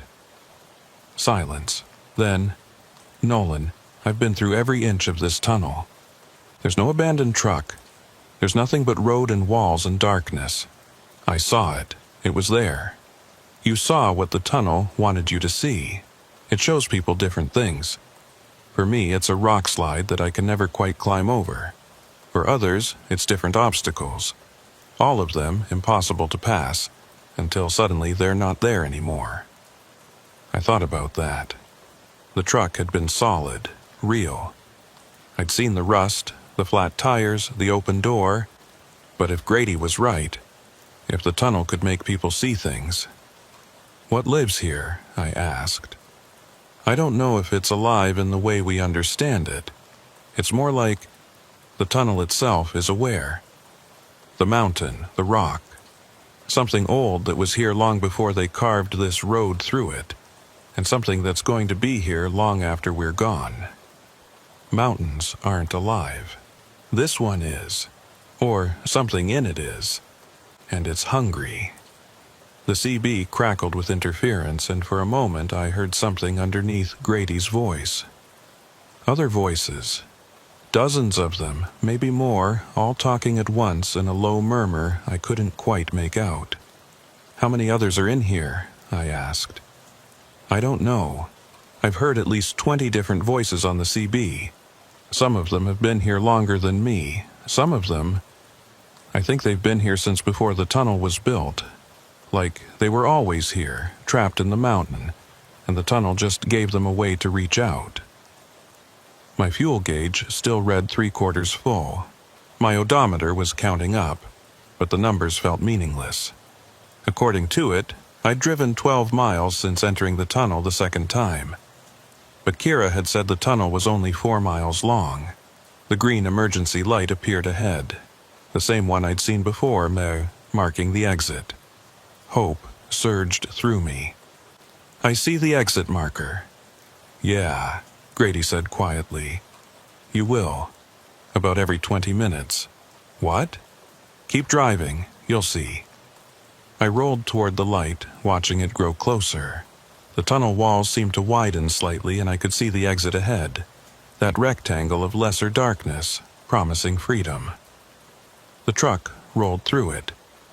And immediately, I was staring at the tunnel entrance again. The sign reading, "Tunnel closed. No entry." The same entrance I'd passed through twice now. "No," I said. "No, that's not possible." "It's a loop," Grady said. "The tunnel connects to itself. Enter and exit are the same place. You'll drive 4 miles and end up right back where you started." I watched as my truck rolled forward, back into the tunnel, beginning the cycle again. The headlights in my mirror followed. "How do we break it?" I asked. "We don't. That's what I've been trying to tell you. This isn't a puzzle with a solution. It's not a trap you can escape from with the right trick. It's just a place that doesn't follow the rules. And once you're in it, you're part of it." The abandoned truck appeared ahead, blocking the road. The same rust, the same flat tires, the same open door. I knew it wasn't real. Knew it was just something the tunnel was showing me. But my truck slowed anyway, navigating around it with precision I wasn't providing. "I'm seeing the abandoned truck again," I said. "Your obstacle. Mine is different. But we're in the same place, just experiencing it differently. Like we're in parallel versions of the same tunnel. That doesn't make sense. Nothing about this makes sense, but here we are." I tried the door handle. Locked. I hadn't locked it, but it was locked now. Tried the window controls. Dead. The CB worked, and I could see my gauges, but everything else was frozen. The truck rolled on, past the abandoned vehicle, deeper into the tunnel. The walls pressed closer, and I realized they actually were closer. The tunnel was narrowing. What had been 12 feet across was now maybe 10. The clearance on either side of my trailer was shrinking. "It's getting narrower," I said. "For you, maybe. For me, it's always the same width, but I've heard others say the same thing. The tunnel adapts to each person, finds what scares them and amplifies it. I'm not scared of tight spaces. Then why is the tunnel getting narrower?" I didn't have an answer for that. The CB crackled, and a new voice broke through. Female, younger than Grady, with an accent I couldn't place. "Is someone else here? Please, if you can hear me, I need help. My name is..." Static swallowed the name, and I've been trapped for 2 days. My truck won't start, and I can't get the doors open. If anyone can hear me, please respond. I grabbed the mic. "I can hear you. This is Nolan Fitch. Where are you?" "I'm in the tunnel, the Drum Peak tunnel. I broke down, and now I can't get out." "Can you see me?" "I have my hazard lights on." I scanned the road ahead. No lights except my own headlights and the ever-present pair in my mirror. I don't see you. What's your location? I'm right here. Her voice rose in panic. Oh God, there's something outside my truck. Something moving in the shadows. Please, you have to help me. Stay calm. I'm coming. Just tell me where you are. The transmission cut out, replaced by static and then silence. Hello? I tried. Can you still hear me? Grady's voice returned. She's gone. They don't last long, the new ones. Either they figure out how to settle into the rhythm, or they panic and disappear. Disappear where? I don't know. Deeper, maybe. There's layers to this place. The tunnel is just the top layer, the part we can see. But there's something underneath. Something that the tunnel connects to. The green emergency light appeared again. I watched it approach. Watched the exit materialize ahead, and this time I tried to fight it. Tried to force the wheel to turn, to break the pattern somehow. Nothing. The truck rolled through the exit and immediately faced the entrance again. Another loop completed. How many times have you done this? I asked Grady. I stopped counting at 300. That was, I don't know how long ago. 300 loops. At 4 miles per loop, that was 1,200 miles. Driven in circles, going nowhere with no way to stop. I looked at my fuel gauge, still 3/4 full. Our trucks don't need fuel in here, Grady said, like he'd read my mind. They don't need oil or coolant or tires that aren't worn down to nothing. They just keep running, forever. What about us? Do we need food, water? I don't know. I haven't felt hungry since the first day. Haven't felt thirsty.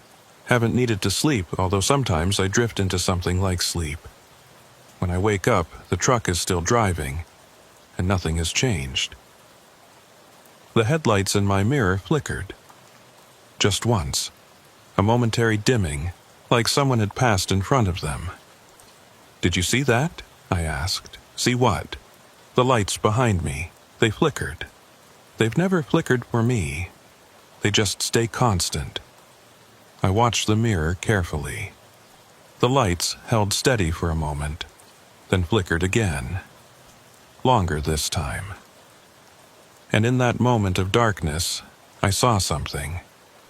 A shape, standing in the road between my truck and the following headlights.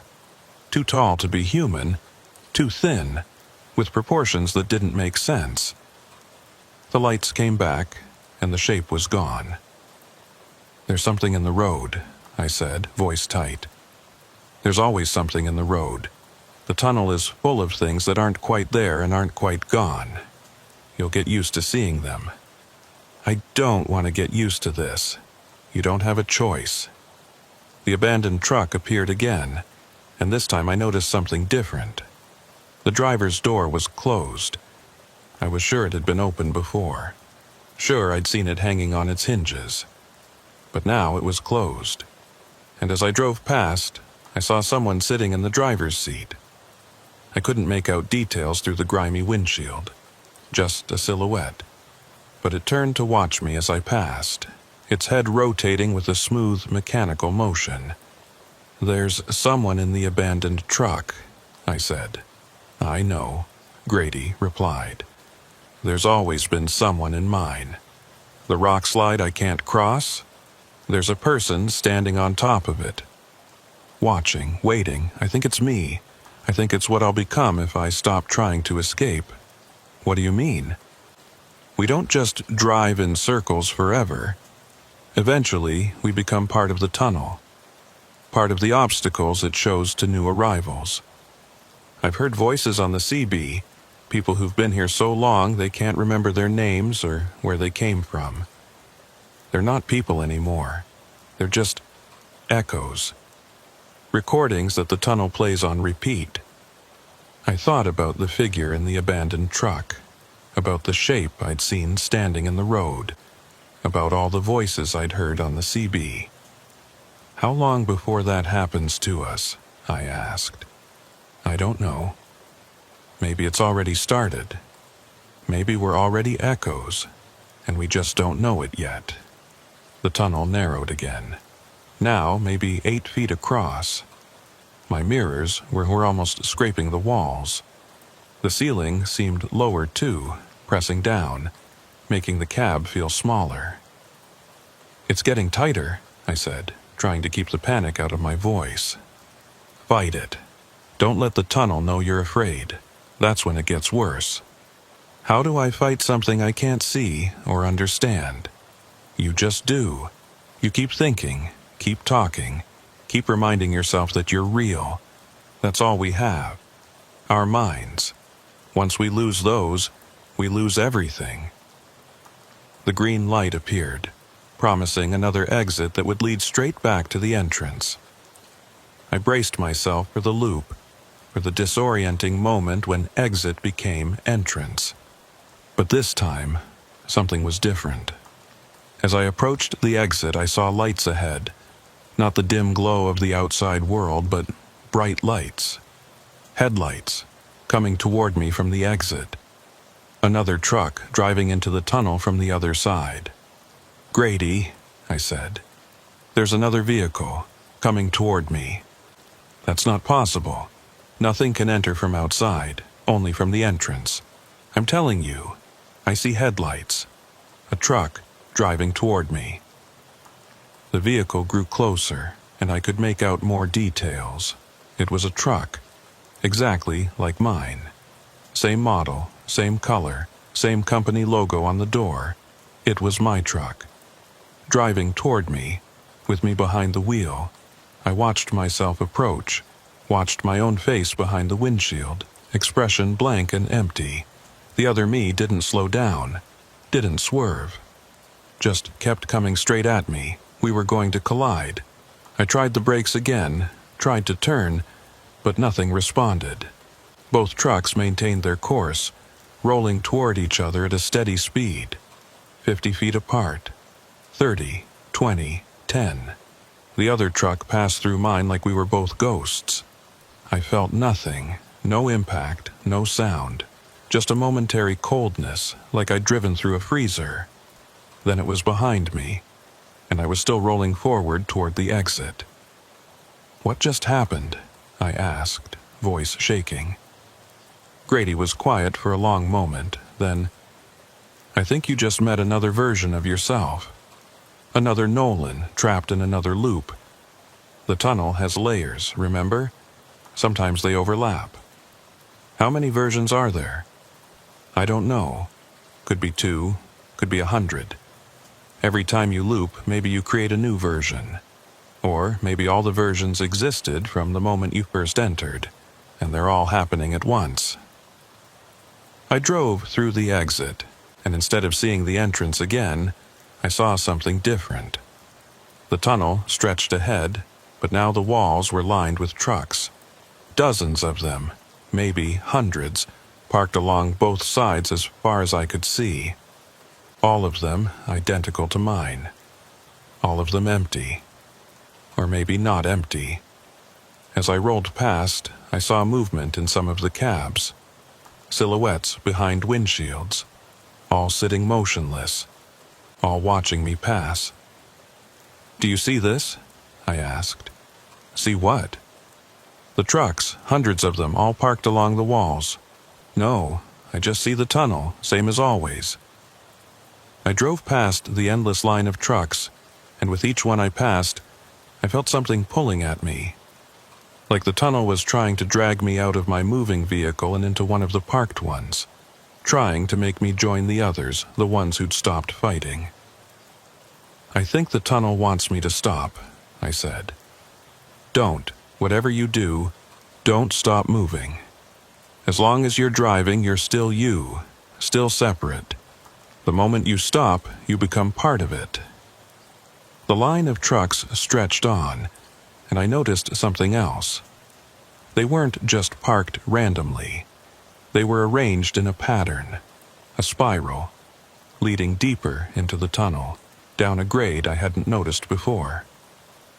My truck started to follow the spiral, down and down, the walls getting darker, the air getting colder. The headlights behind me followed, faithful as always. "I'm going down," I said. "There's a spiral road, and I'm descending." "That's the second layer," Grady said, his voice growing fainter. "I've heard about it, but I've never been there. If you go down there, I don't know if you can come back. I don't have a choice. The truck is driving itself. Then hold on. And whatever you see down there, don't believe it. Don't trust it. It's going to show you things, offer you things, but it's all lies." His voice faded, replaced by static. Then the static faded too, leaving only silence. I was alone, driving down a spiral road into the heart of the mountain, with only the ghost lights behind me for company. And ahead, at the bottom of the spiral, something was waiting. Something that had been waiting a very long time. The spiral descended for what felt like hours. My headlights barely touched the walls anymore, like the darkness down here was thicker, more resistant to light. The temperature in the cab dropped steadily. I could see my breath now, little clouds of fog that hung in the air longer than they should. The odometer kept counting. 200 miles since I'd entered the tunnel the second time. Impossible, but the numbers didn't lie. Or maybe they did. Maybe everything down here was a lie, and I was just too deep in it to recognize truth anymore. The parked trucks had disappeared. Now the walls were bare rock, rough and ancient, with veins of something that glittered in my headlights. Not metal, not crystal, something else.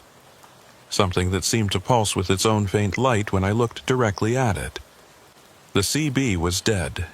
Not static, not even the hiss of empty channels. Just silence. I was cut off from Grady, from Kira, from whatever voices had been haunting the upper tunnel. Down here, I was truly alone, except for the lights behind me. They were still there, still exactly 50 feet back, still following with that same mechanical precision.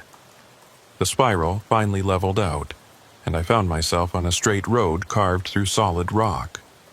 The ceiling was lower here, maybe 10 feet above my cab. The walls were close enough that I could have reached out and touched them if the windows would open. Ahead, the tunnel widened into something larger, a chamber. My headlights couldn't reach the far wall, couldn't find the ceiling. Just darkness that seemed to swallow the light. My truck rolled into the chamber and stopped. Just stopped. Engine still running, lights still on but no longer moving forward, like I'd reached the end of some invisible track. I tried the controls, the wheel was still locked, the pedals still dead. But something had changed. The pressure was gone. That feeling of being controlled, of being a passenger in my own vehicle, had lifted. I tried the door handle. It clicked, unlocked. I sat there for a moment, hand on the handle, trying to decide. Every instinct screamed at me not to open that door, not to leave the cab. Whatever was waiting out there in the darkness, I didn't want to meet it. But what was the alternative? Sit here forever? Wait for the tunnel to decide what happened next? I grabbed my flashlight, tested it. The beam was weak, barely penetrating a few feet, but it was something. I opened the door and stepped down. The cold hit me immediately. Deeper than the cold outside. Deeper than anything I'd felt in the tunnel above. This was the cold of deep earth, of places that had never known sunlight. It sank into my bones instantly. My boots hit stone instead of pavement. I swept the flashlight around, trying to get my bearings. The chamber was huge, bigger than any natural cave I'd ever seen. The walls curved away into darkness on all sides. Stalactites hung from somewhere overhead, their tips just barely visible at the edge of my light. Behind me, my truck sat with its engine idling and its headlights pointing into the void. The lights that had followed me were gone. Just empty darkness where they'd been. I walked forward slowly, flashlight beam cutting through the black.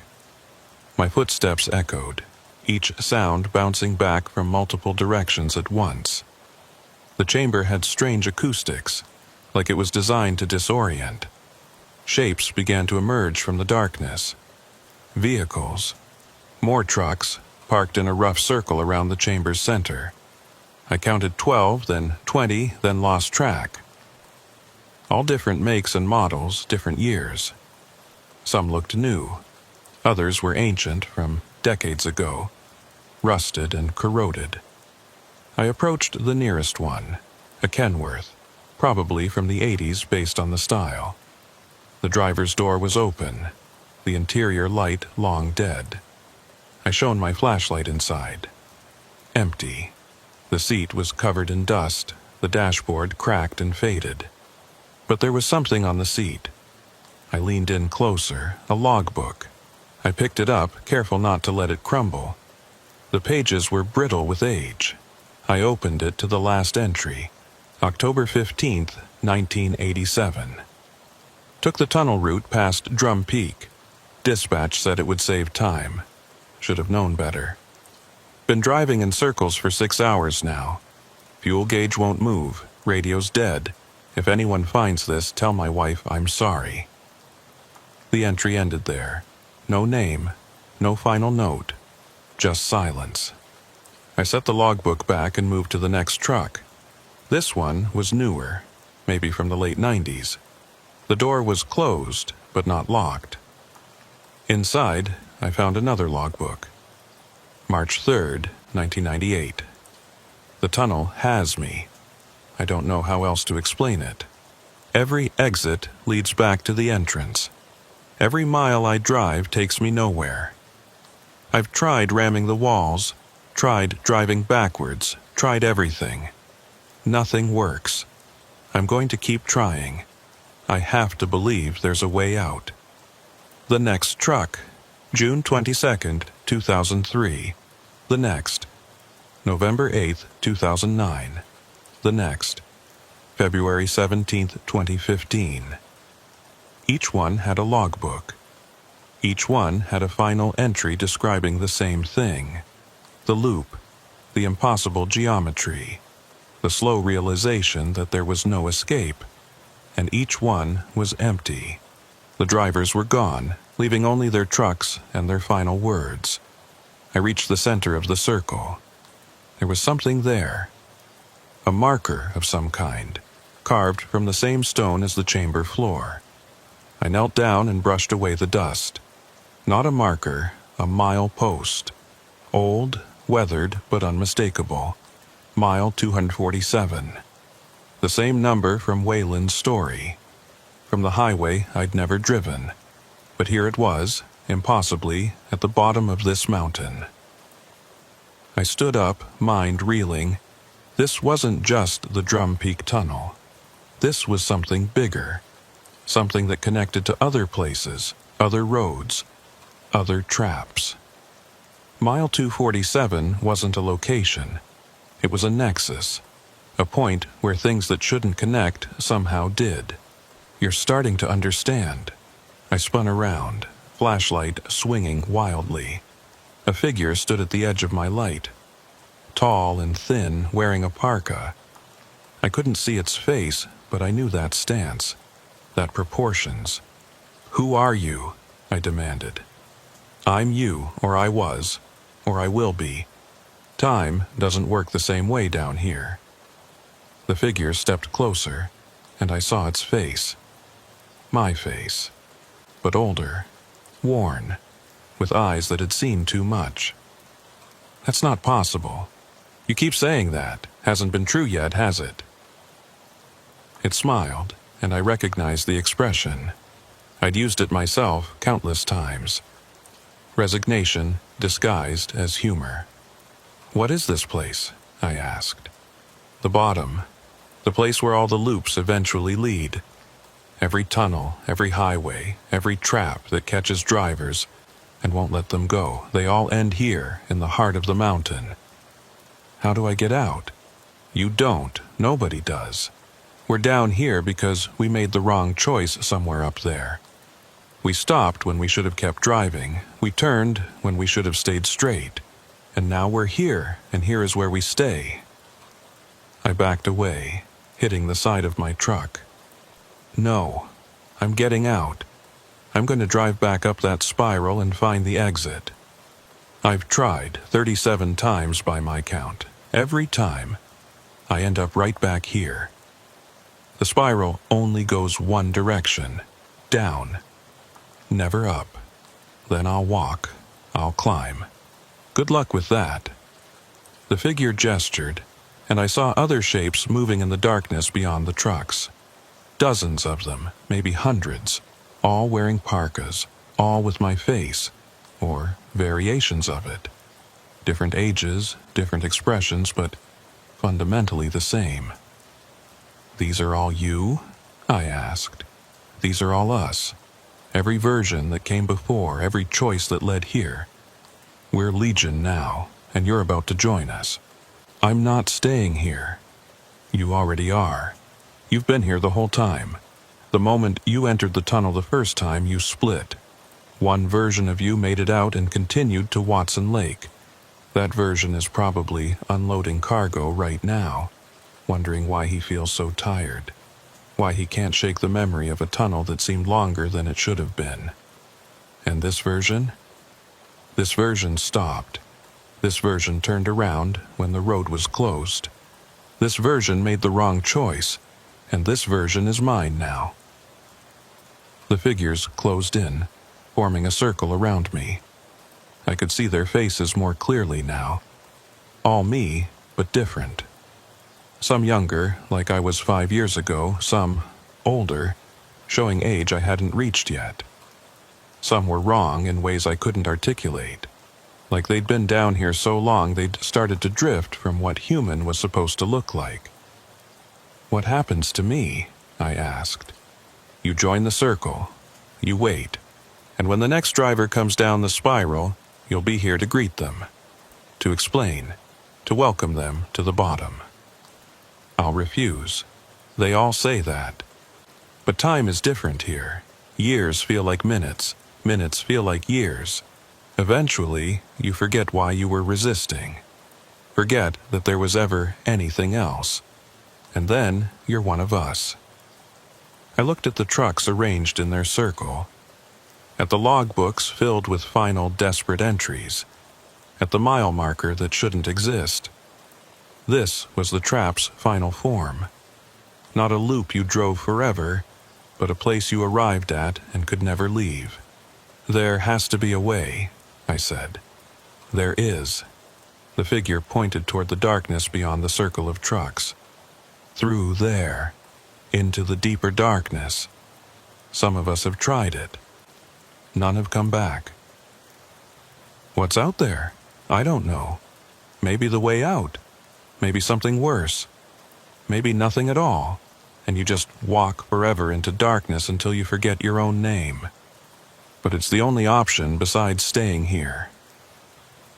I looked at the darkness, then back at the circle of figures wearing my face, then at my truck, still idling, headlights cutting a path into the black. The truck, I said. Can I drive it into the darkness? Nobody's tried. Most of us can't even get our doors to open anymore. The trucks become part of the scenery after a while, monuments to the fact that we used to move. But my truck was still running, still functional. I'd just climbed out of it moments ago. I walked back to the cab, figures parting to let me through. I climbed in, pulled the door shut, and locked it. Through the windshield I could see them all watching. Waiting. I put the truck in gear, the transmission engaged. I felt it through the stick, through the seat. Real. Functional. I pressed the throttle, and the truck rolled forward, away from the circle, into the darkness beyond.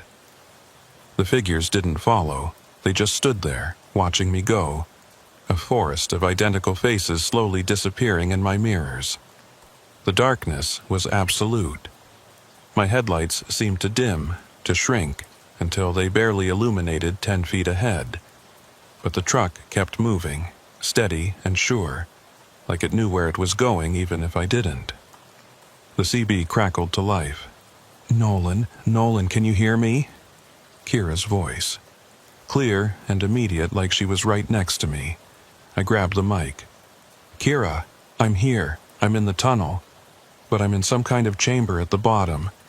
Nolan, you need to wake up. You've been in an accident." I froze. "What?" "You crashed about 2 miles from the tunnel entrance. Your truck went off the road. We've got paramedics on scene, but you're trapped in the cab. We're trying to cut you out. Can you hear me? You need to stay awake." No, I'm driving. I'm in the tunnel.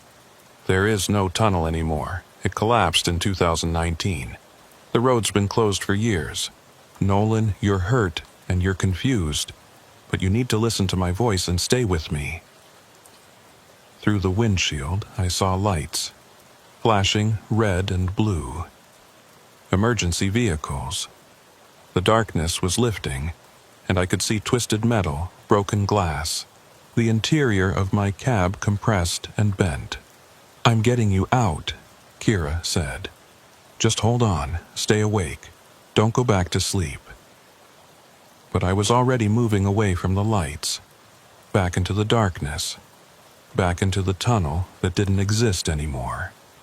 "Nolan," her voice faded, replaced by the rumble of my engine, the hum of my tires on stone. The crash scene disappeared, swallowed by the black. I drove deeper, watching the darkness swallow my headlights, feeling the temperature drop even further. The CB cycled through channels, voices crackling in and out. Waylon, asking if anyone was still there. Grady, warning someone not to enter the tunnel. A dozen other voices I didn't recognize, all trapped in their own loops, all calling out to anyone who might listen. And underneath them all, a sound like chains dragging across stone. Getting closer. Or maybe I was getting closer to it. The darkness ahead began to change. Not lighter, just less absolute. I could see shapes now, structure, the suggestion of something vast. My truck rolled into another chamber, bigger than the first. The walls stretched up forever, disappearing into shadow, and in the center, illuminated by my failing headlights, was a road, a real road, paved and marked, with yellow lines and green mile markers stretching into the distance. Mile 247, mile 248, mile 249, going up, counting forward, promising progress. I followed it, truck picking up speed, and for the first time since entering the tunnel, I felt something like hope. This was the way out. Had to be. A road that went somewhere instead of nowhere. The miles ticked past. 250. 60. 70. The chamber walls fell away, replaced by open space. I couldn't see the ceiling anymore. Couldn't see anything except the road ahead and the markers counting up. Mile 280. My fuel gauge finally moved. Dropped from 3/4 to half. Real progress. Real miles. I was leaving the loop behind. The CB crackled. "Nolan, this is Watson Lake Dispatch. We've been trying to reach you for hours. Your delivery is overdue. What's your status?" I grabbed the mic, nearly sobbing with relief. "This is Nolan Fitch. I'm about 20 miles out. Had to take a detour through..." I paused. Through what? How did I explain where I'd been? "Through rough roads. I'll be there soon." "Copy that. We'll let the warehouse know you're coming." Real. Normal. The loop was broken. I'd found the way through. Mile 310. The road began to slope upward. I could feel it in the engine, the way the transmission had to work harder. I was climbing, getting closer to the surface. Mile 315. Light appeared ahead. Real light. Gray and cold and beautiful. The exit.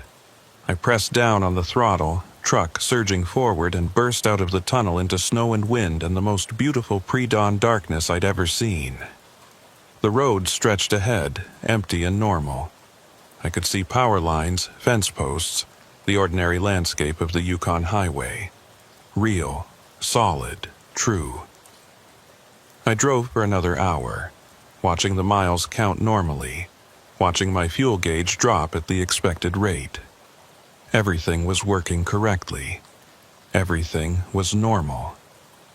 Watson Lake appeared on the horizon, lights twinkling in the distance. I'd made it. Against all odds, I'd escaped the tunnel and completed my delivery. I pulled into the warehouse yard, backed up to the loading dock, and killed the engine.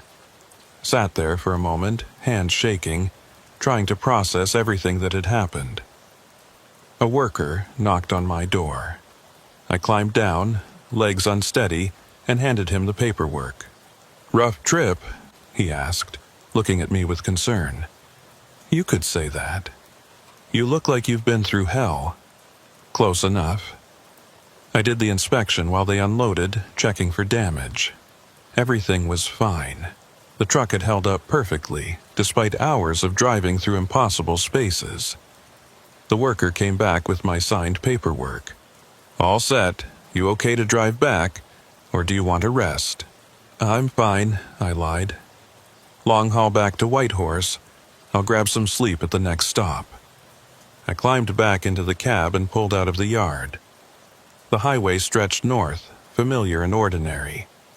The same route I'd driven dozens of times. About 30 miles out, I passed a historical marker I'd never noticed before. I slowed down to read it. Drum Peak Tunnel, 1956, 2019. Closed following structural collapse. Memorial to those lost. Below the text was a list of names. Drivers who'd died in or near the tunnel over the years. I scanned the list. Grady McCall, 2019. Waylon Trask, 2020. And at the bottom, in fresher letters that hadn't weathered like the others, Nolan Fitch, 2025. I stared at my own name for a long moment. Then I looked in my rearview mirror. 2 headlights, 50 feet back, perfectly level, steadily following. I pressed down on the throttle and kept driving north. The lights matched my speed, mile 280, mile 270, mile 260. Counting down now, not up, moving backwards toward a destination I'd already passed. The CB crackled. "Welcome back, Nolan," Grady's voice said. "How was the outside?" I reached for the mic but stopped. My hand looked different, pale, thin, the fingers too long. In the mirror, between my truck and the following lights, a figure stood in the road, wearing a parka, watching me pass with empty eyes. It had my face. Mile 250. The tunnel entrance appeared ahead, carved into the side of a mountain that shouldn't be here. The sign read, "Drum Peak Access. Authorized vehicles only." My hands turned the wheel without permission. The truck took the turn, down the access road, through the trees, into the waiting darkness. The CB filled with voices, dozens of them, all calling out to anyone who might listen, all trapped in their own loops, all waiting for the next driver to join them. I tried to add my voice to theirs, tried to warn whoever came next. But when I opened my mouth, all that came out was, "Still there?"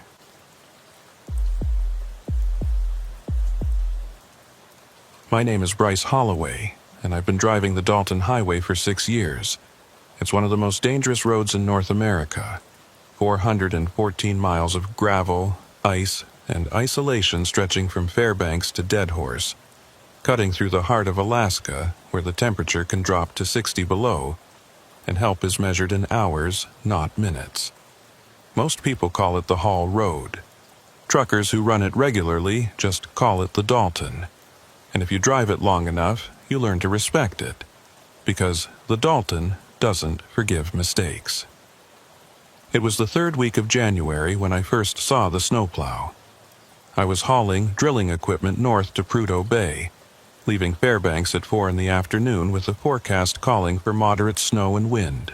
Nothing unusual. Winter on the Dalton meant snow and wind. That was just how it was. The first 100 miles went smooth. Traffic was light, just a handful of other trucks making the run north and a few empty southbound haulers heading back for their next load. The snow was steady but manageable, and my chains were biting into the ice with that reassuring rhythm that meant good traction. Darkness fell fast this time of year. By 6 p.m., it was full night, and my headlights were the only thing keeping the wilderness at bay. The road ahead was a narrow tunnel of light, with nothing but black forest and frozen tundra pressing in from all sides.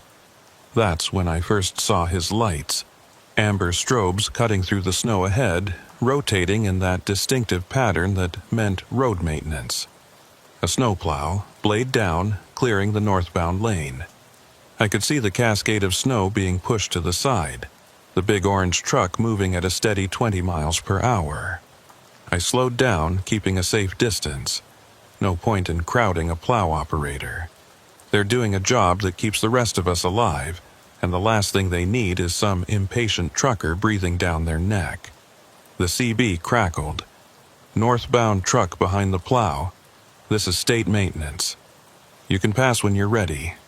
I'll pull to the right at the next wide spot. Copy that, I responded. Appreciate the clear road.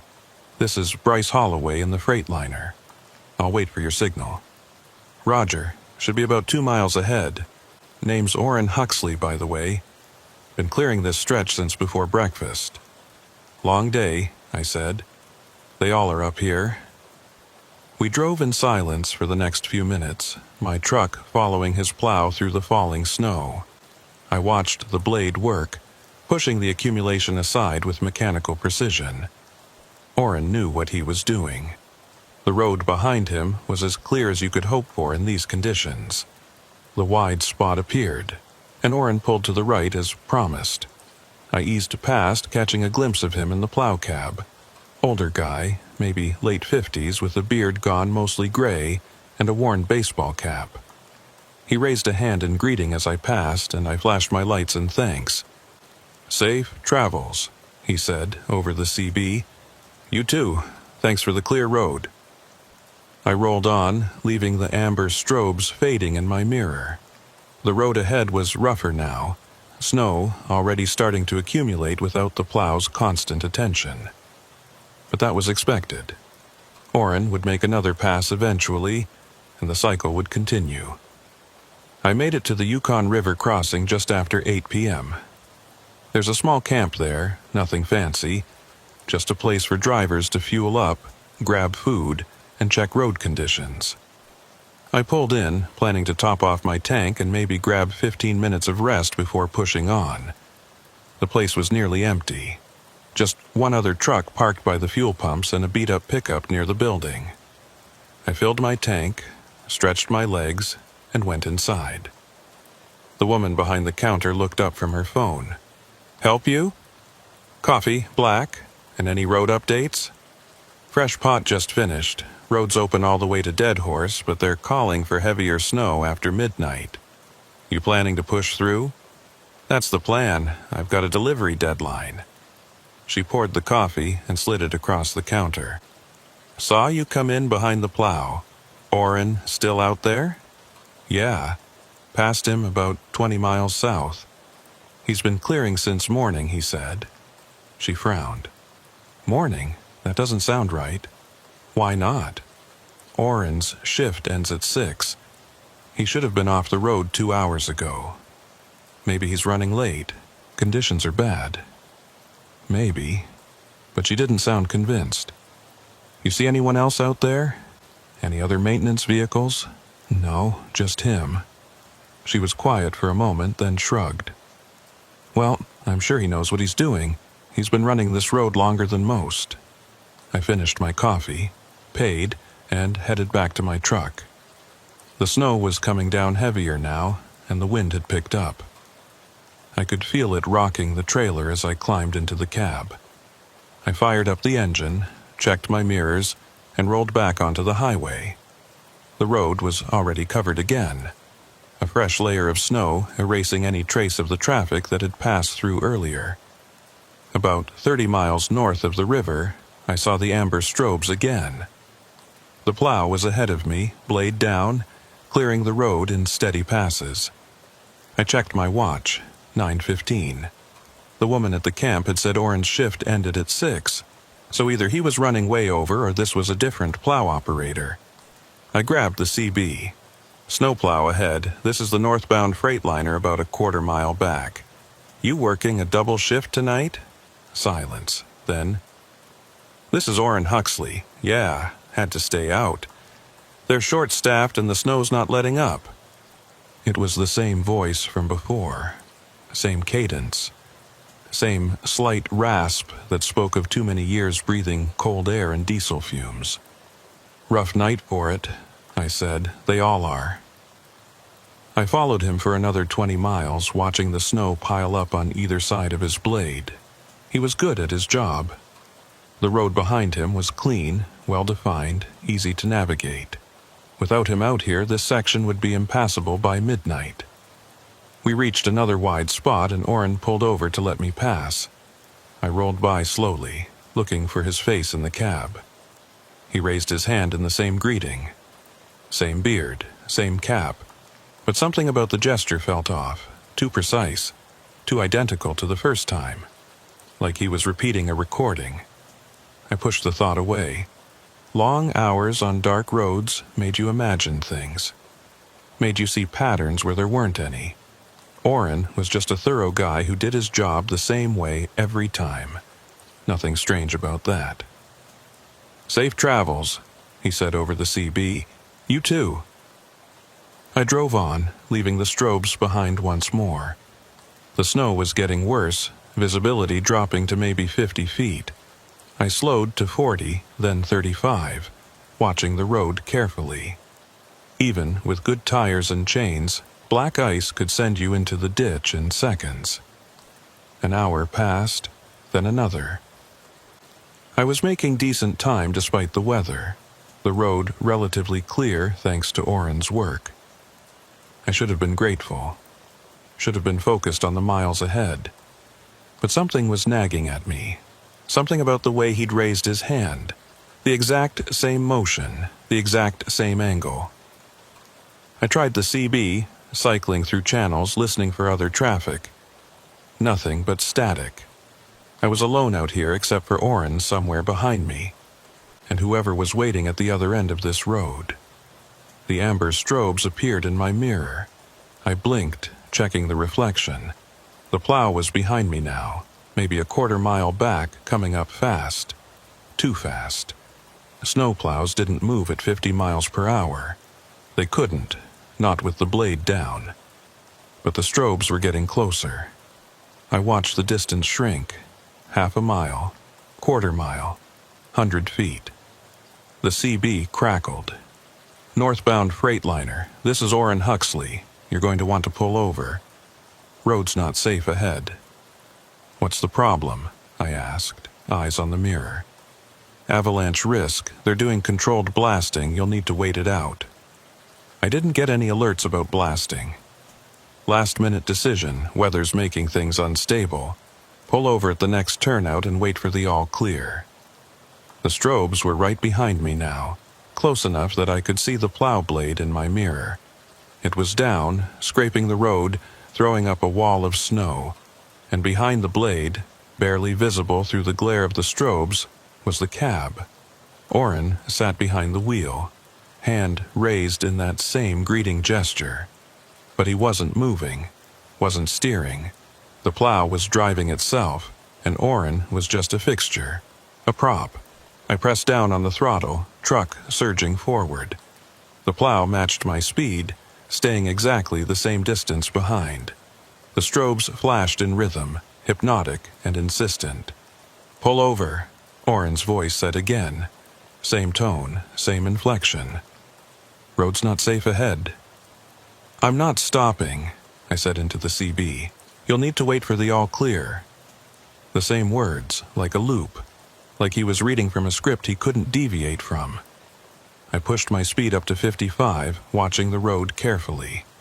Too fast for these conditions, but I needed distance. Needed to get away from those strobes and that voice that wasn't quite right. The plow fell back, unable to match my speed. I watched it shrink in the mirror, the amber lights fading into the snow. 5 miles later, I slowed down, heart still hammering. What the hell had just happened? Was Oren following me, testing me, or was something else going on? I grabbed my phone, no signal. Out here, that was normal. Cell towers were few and far between on the Dalton. But it meant I couldn't call anyone. Couldn't check on road conditions or verify Oren's story about avalanche blasting. I was on my own. The road stretched ahead, empty and white. No strobes, no following vehicles. Just me and the snow and the darkness. I drove for another hour, constantly checking my mirrors, waiting for the amber lights to reappear. They didn't. Whatever had happened back there, I'd left it behind. A sign appeared in my headlights. Coldfoot Camp, 15 miles. Coldfoot was the last major stop before the final push to Dead Horse. Fuel, food, lodging. A place to rest and regroup. I needed that. Needed to talk to someone, to ground myself in reality. The camp appeared out of the snow, lights blazing like a beacon. I pulled in, found a parking spot, and killed the engine. Sat there for a moment, hands on the wheel, breathing hard. Other trucks were parked in neat rows, drivers sleeping or preparing for their next leg. Everything looked normal. Safe. I climbed down and headed for the main building. A long, low structure with warmth spilling from its windows. Inside, a handful of drivers sat at tables, eating or drinking coffee or staring at their phones. A woman worked behind the counter, maybe 40, with tired eyes and a name tag that read Maeve. She looked up as I approached. "Coffee?" she asked. "Yeah, and information." "What kind?" I passed a snowplow on the road. Driver named Oren Huxley. He was acting strange, following too close, saying things that didn't make sense. "You know him?" Her expression changed. The professional warmth disappeared, replaced by something harder, something cautious. "Where did you see this plow?" she asked quietly. "About 60 miles south. He cleared the road. I passed him, then he showed up behind me again, driving way too fast." "That's not possible. I know what I saw." "No, you don't understand." She set down the coffee pot and leaned forward. Oren Huxley died 3 years ago. His plow went through the ice on a river crossing during spring breakup. They recovered the vehicle, but they never found his body. I stared at her, trying to process what she'd just said. "That's not funny. I'm not joking. Check the records if you want. Oren Huxley died March 2022. There was a memorial service and everything." "Then who the hell was driving that plow?" "Nobody, because there is no plow. People see it sometimes, especially in bad weather. The amber strobes, the blade pushing snow, the voice on the CB, but when they get close there's nothing there. Just empty road." "I saw him. He waved at me." "I believe you saw something, but it wasn't Oren, not the real one, just an echo, maybe. Something that keeps doing the same job it did in life, even after death."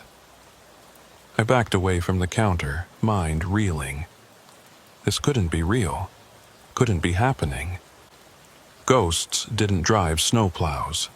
Dead men didn't clear roads. "Look," Maeve said, her voice softer now. "You're not the first driver to report this, and you won't be the last. The Dalton has a way of showing you things, especially when you're tired and alone. Sometimes those things are real, sometimes they're not. The trick is learning which is which." How do I tell the difference? You can't. That's the problem. She poured the coffee and slid it across the counter. My advice? Get some rest. Clear your head. And when you get back on the road, if you see those strobes again, don't follow them. Don't engage. Just keep driving and pretend you didn't see anything. And if they follow me? She didn't answer, just looked at me with those tired eyes that had seen too much and believed too little. I took the coffee to a table by the window and sat down, staring out at the snow. My truck sat in the lot, dark and solid and real, a known quantity in a world that was suddenly making no sense. Other drivers came and went. Normal conversation. Normal complaints about weather and dispatchers and late payments. Everything was normal. Except for the amber strobes I could see in the distance, moving along the highway. Coming closer. Always coming closer. I watched the amber strobes through the window, moving slowly along the distant highway. They paced back and forth in a regular pattern, clearing a section of road, then turning around and clearing it again. Methodical. Tireless.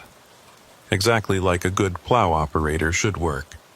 Except there was no operator, just an echo, Maeve had called it. A ghost doing the same job it had done in life. I finished my coffee and went back to the counter. Maeve was restocking supplies, moving with the efficiency of someone who'd done this 1,000 times. How many people have seen it? I asked. She didn't look up. The plow? Hard to say. Most drivers don't report it. They see the strobes, get out of the way and keep moving. Only the ones who get too close, who try to interact with it.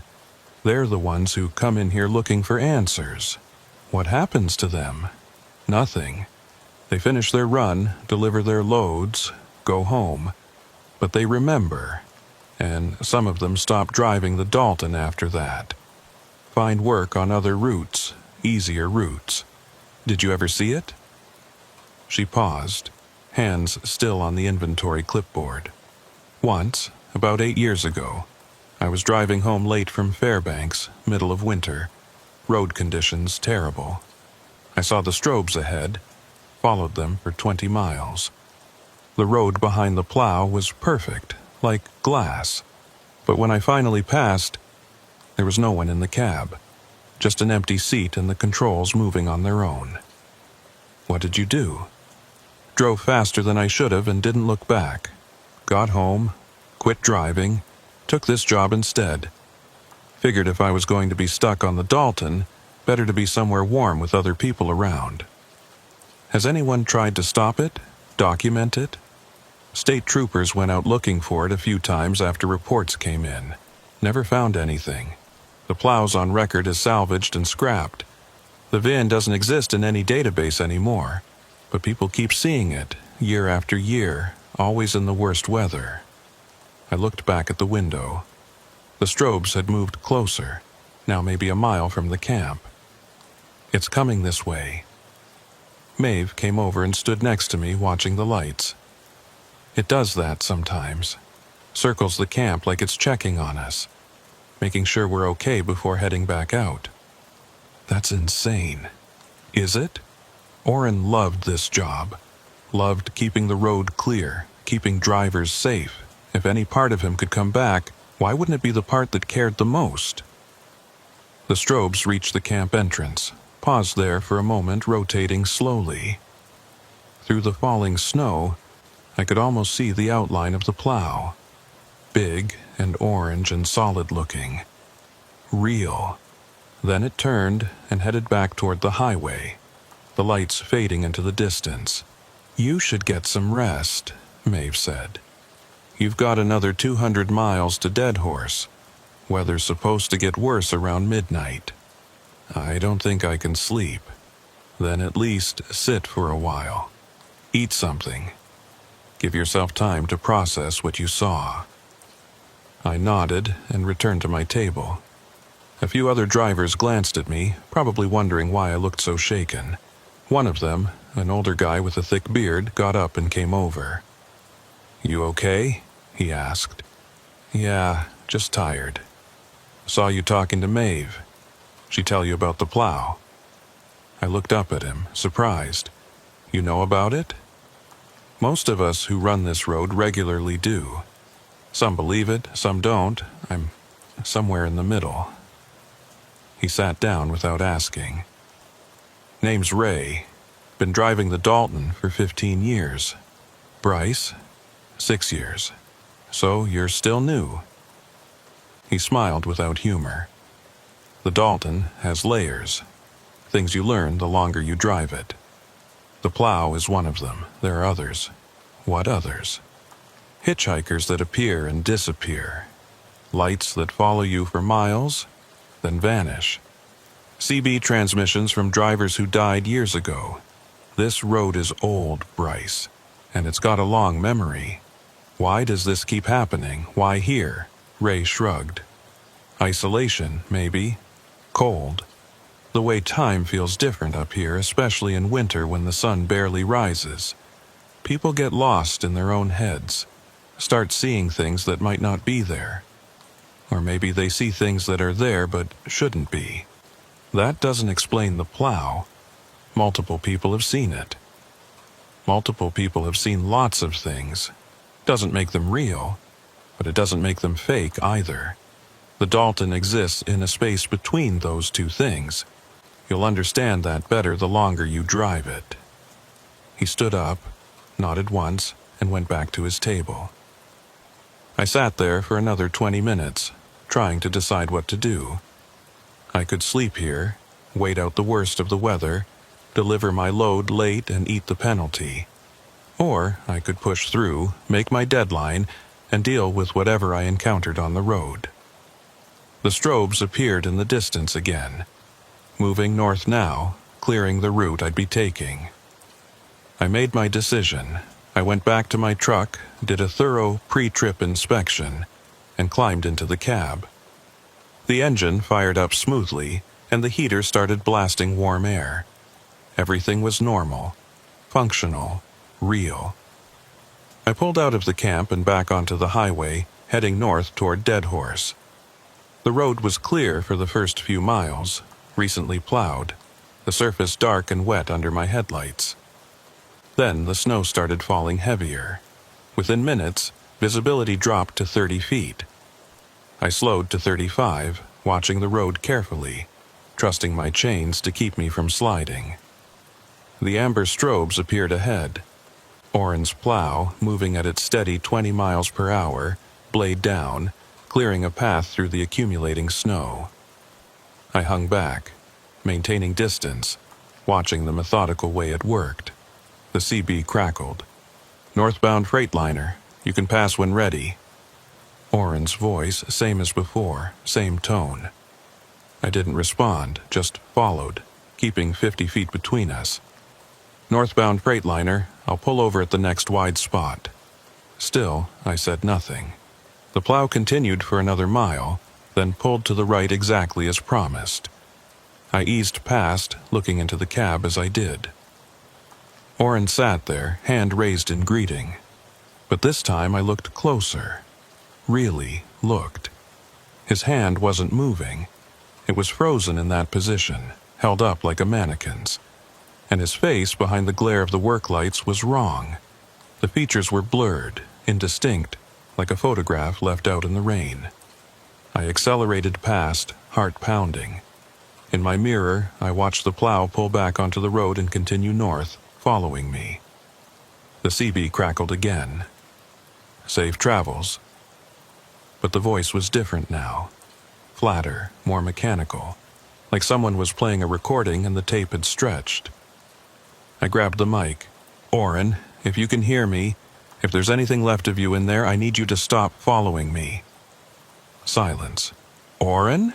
Safe travels," the voice repeated. Exact same inflection. Exact same pause. I tried again. "Oren Huxley, March 2022. River crossing. Do you remember?" The static on the CB changed. Became something else. A sound like wind or breath, or the echo of something trying to speak from very far away. Then, cold, so cold, my blood froze. Oren, water, through the ice, couldn't get out, so cold. You died 3 years ago. Did I? The voice was lost, confused. I'm still working, still clearing the road. That's my job. That's what I do. You don't have to anymore. You can rest. Rest? The word sounded foreign, like he'd forgotten what it meant. No. Road's not clear. Never clear. Always more snow. Always more work. The strobes behind me flashed faster, more urgent. The plow was accelerating, closing the distance. Oren, you need to stop. You're scaring people. Scaring? The voice grew sharper. I'm helping. Keeping the road safe. Keeping drivers alive, that's what I do. That's what I've always done. But you're dead. The CB went silent. The strobes stopped flashing, and for a moment everything was still. Just the sound of my engine and the hiss of tires on wet pavement. Then the voice came back, different now. Angry. You think I don't know that? You think I don't feel the water filling my lungs every night? The cold crushing my chest? I know what happened. I know where I am, but I can't stop. Won't stop. This road needs me, and I won't let it take anyone else. The plow surged forward, faster than anything that size should move. The blade scraped the pavement, throwing up sparks that lit the darkness behind me. I pressed the throttle down, truck responding, but the plow matched my speed. 60, 70, the whole rig shook, trailer swaying dangerously on the icy road. Slow down, I shouted into the mic. You're going to kill us both. Already dead, Oren's voice said, calm now, almost peaceful. Can't die twice. The plow pulled alongside me, impossible as that should be.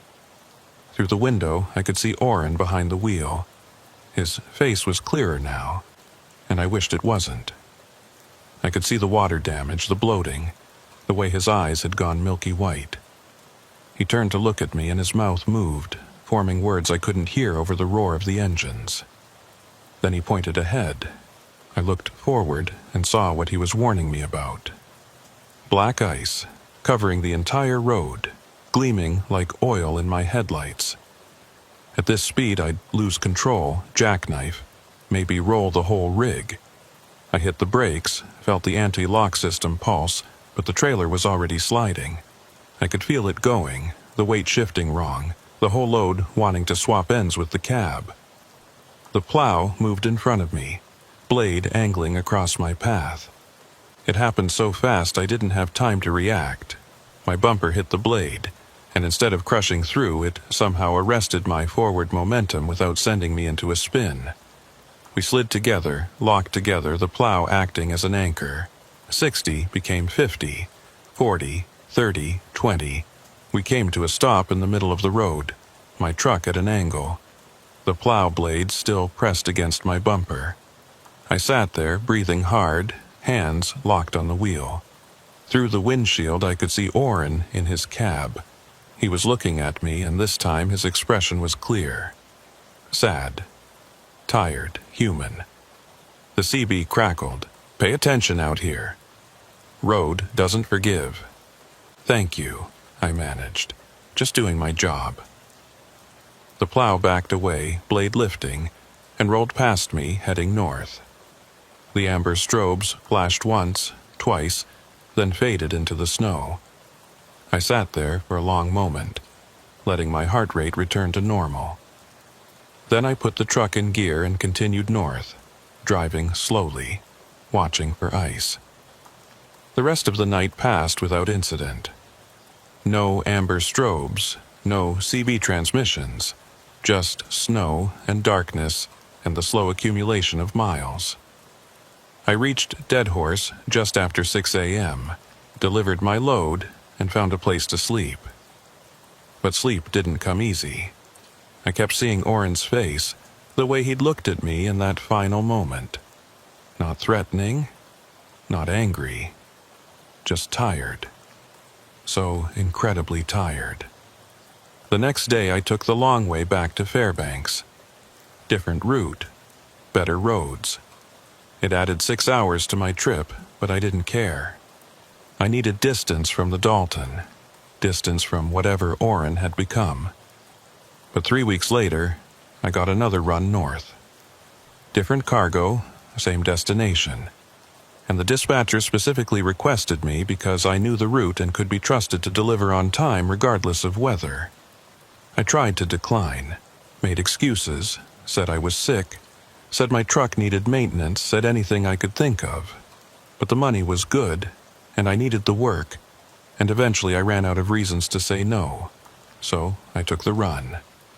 And somewhere around mile 200, in the worst blizzard I'd seen all year, the amber strobes appeared in my mirror. This time, I didn't run. I slowed down, let the plow catch up, and when Oren's voice came through the CB, I answered. "Evening, Oren?" "Evening. Rough night out here." "Yeah. Thanks for clearing the road."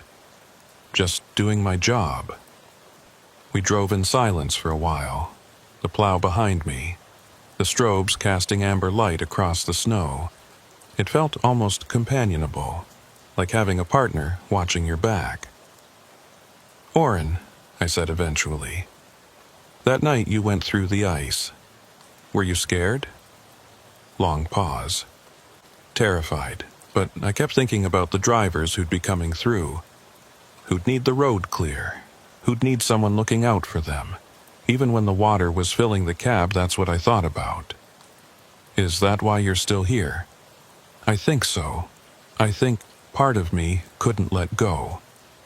Couldn't accept that someone else would take over, that the road would go on without me. So here I am, still working, still clearing. Do you want to stop?" Another pause, longer this time. "I don't know if I can. This is who I am now. This is what I do. Taking that away, I don't know what would be left.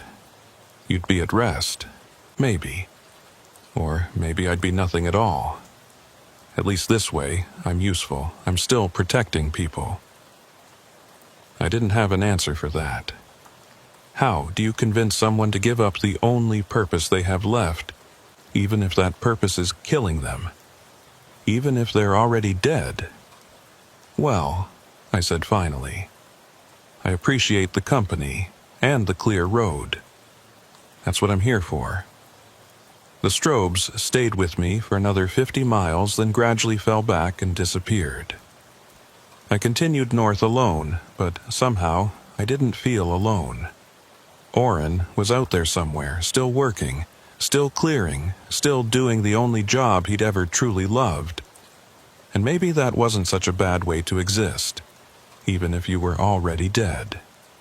I ran the Dalton 12 more times over the next 4 months. Every trip, I saw the strobes, sometimes ahead of me, clearing the road, sometimes behind, following at that respectful distance. And every time, Oren's voice would come through the CB with the same greeting. "Evening, rough night out here. Yeah, thanks for clearing the road. Just doing my job." It became routine, comfortable even. Other drivers reported seeing the plow too, but they didn't talk to it like I did. They passed it quickly and tried to forget. But I'd started to understand what Maeve had meant about the Dalton having layers.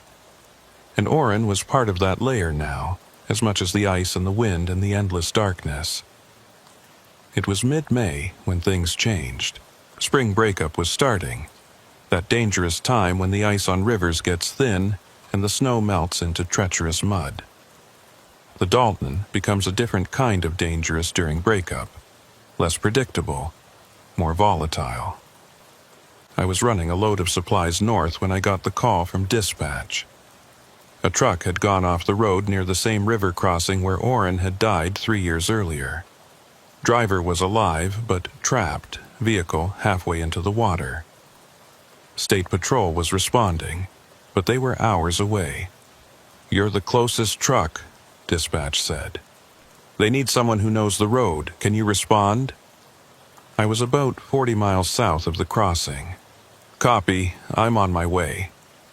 I pushed my speed up, probably faster than I should have, but someone's life was on the line. The CB was mostly quiet, just occasional chatter from other trucks further south.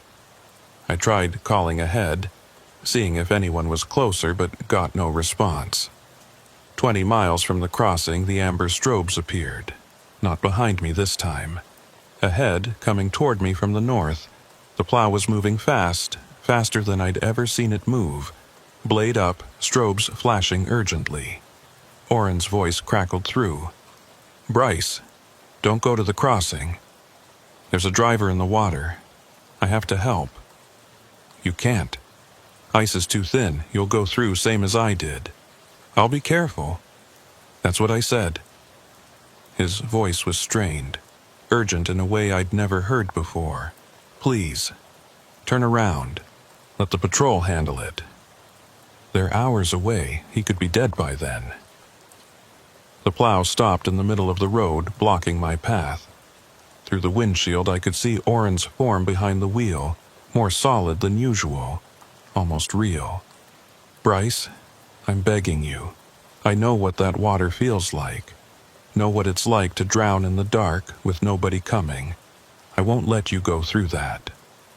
I stopped my truck about 20 feet from the plow. "Then come with me. Help me get him out." Silence. Long and heavy. I can't leave this stretch of road. I've tried. Something holds me here between mile marker 220 and 245. I can't go beyond that. The crossing is at 223. You can reach it. Reaching it and helping are different things. I'm not solid anymore, Bryce. I can push snow and stop trucks, but I can't pull someone from the water. Then guide me. Tell me where it's safe. Another pause, then, "You're not going to turn around, are you?" "No." The plow backed up, clearing the road. "Then follow me close. And I mean close. Don't deviate from my tracks, not even a foot." We rolled forward together, my truck behind his plow, moving at maybe 15 miles per hour. The landscape around us was changing, the snow melting into muddy patches, rivulets of water running across the road. "The ice goes bad this time of year," Oren said.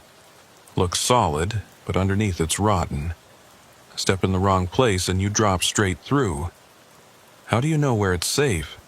"Because I fell through every unsafe spot already. Learned the hard way." We reached the crossing.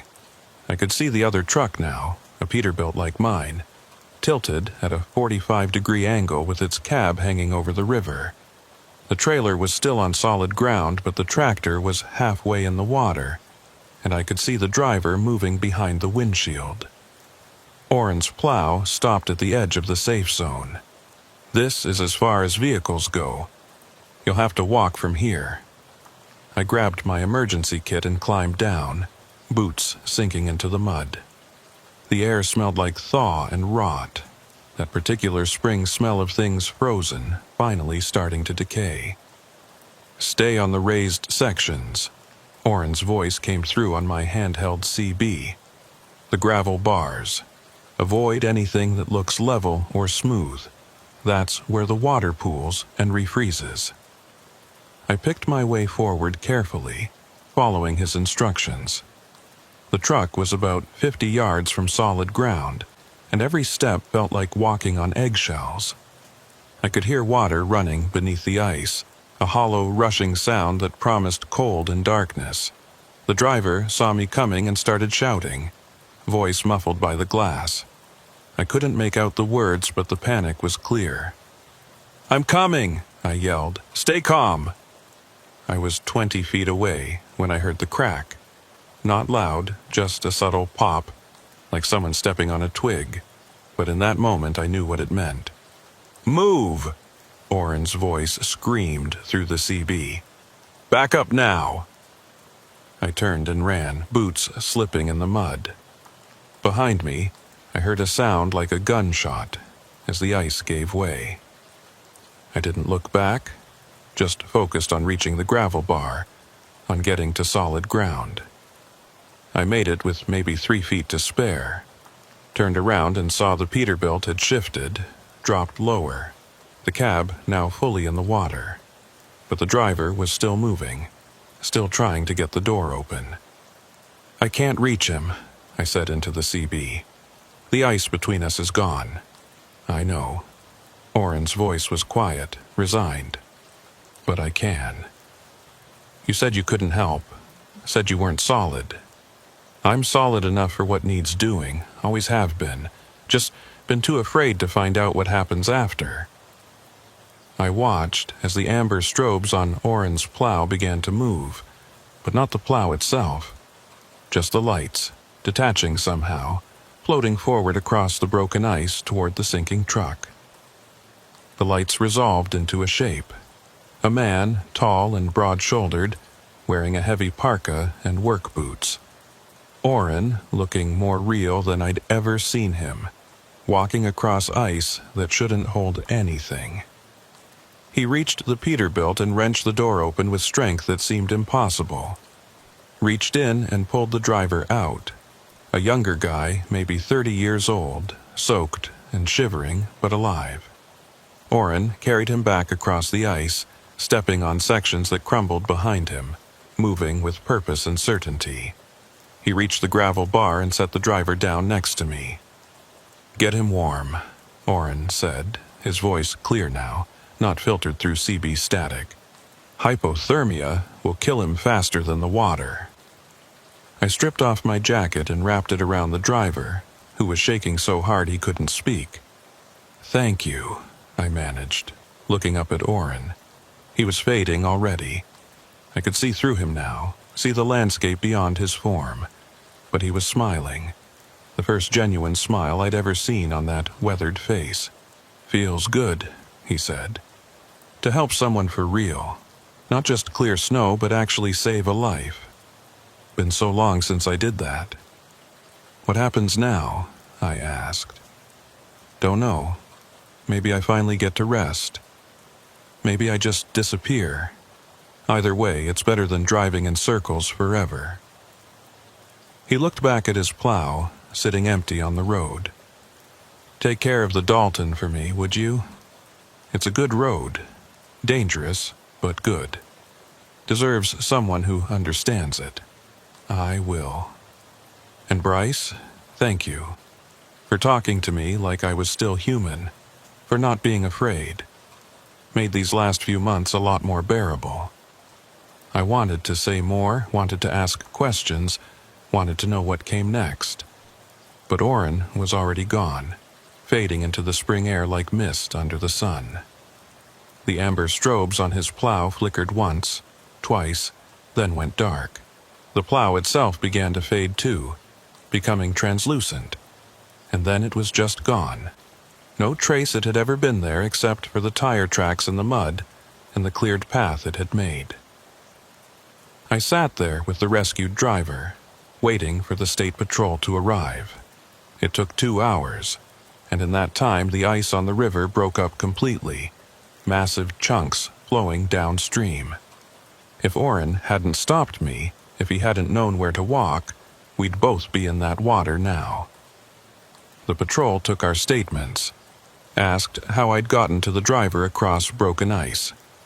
I told them I'd walked carefully and gotten lucky. They didn't believe me, but they couldn't prove otherwise. The driver backed up my story, said a stranger had pulled him out, said he owed his life to someone whose face he couldn't quite remember. I drove back to Fairbanks that night, running empty, thinking about Oren. About how he'd spent 3 years doing the job he loved, even after death. About how in the end he'd found a way to make it mean something more than just clearing snow. The Dalton felt different without him. Emptier. I listened to the CB, hoping to hear his voice one more time, but there was only the usual chatter. Other drivers. Other trucks. Normal life. I passed the spot where he'd made his last stand, where the plow had sat before it vanished. There was nothing there now except road and snow and the endless landscape. But sometimes, on the worst nights, when the weather turns and visibility drops to nothing, I think I see amber strobes in the distance, just for a moment, just long enough to remind me that someone's still watching, still clearing the road, still doing his job. I've been driving the Dalton for 7 years now, longer than most, and I plan to keep driving it for years to come. Because someone needs to understand this road. Someone needs to know its layers and its secrets and the things that live between the miles. Orrin taught me that, and I won't forget. Last week, I passed a truck stopped on the shoulder with its hazards flashing. Driver was outside, looking at a flat tire, looking helpless in the blowing snow. I pulled over to help, even though I was running late, even though it would cost me time I didn't have. Because that's what you do on the Dalton. You help. You watch out for other drivers. You remember that out here we're all we have. As I was changing his tire, working in the cold and the wind, my CB crackled. Just static. But underneath it, faint and far away, I could have sworn I heard a voice. Just doing my job. I looked up at the empty road, at the snow swirling in my headlights, and smiled. Yeah, I said quietly. Me too. The amber strobes appeared in my mirror as I pulled back onto the highway. Faint, distant, already fading. But they were there, always there, watching over the road that never sleeps.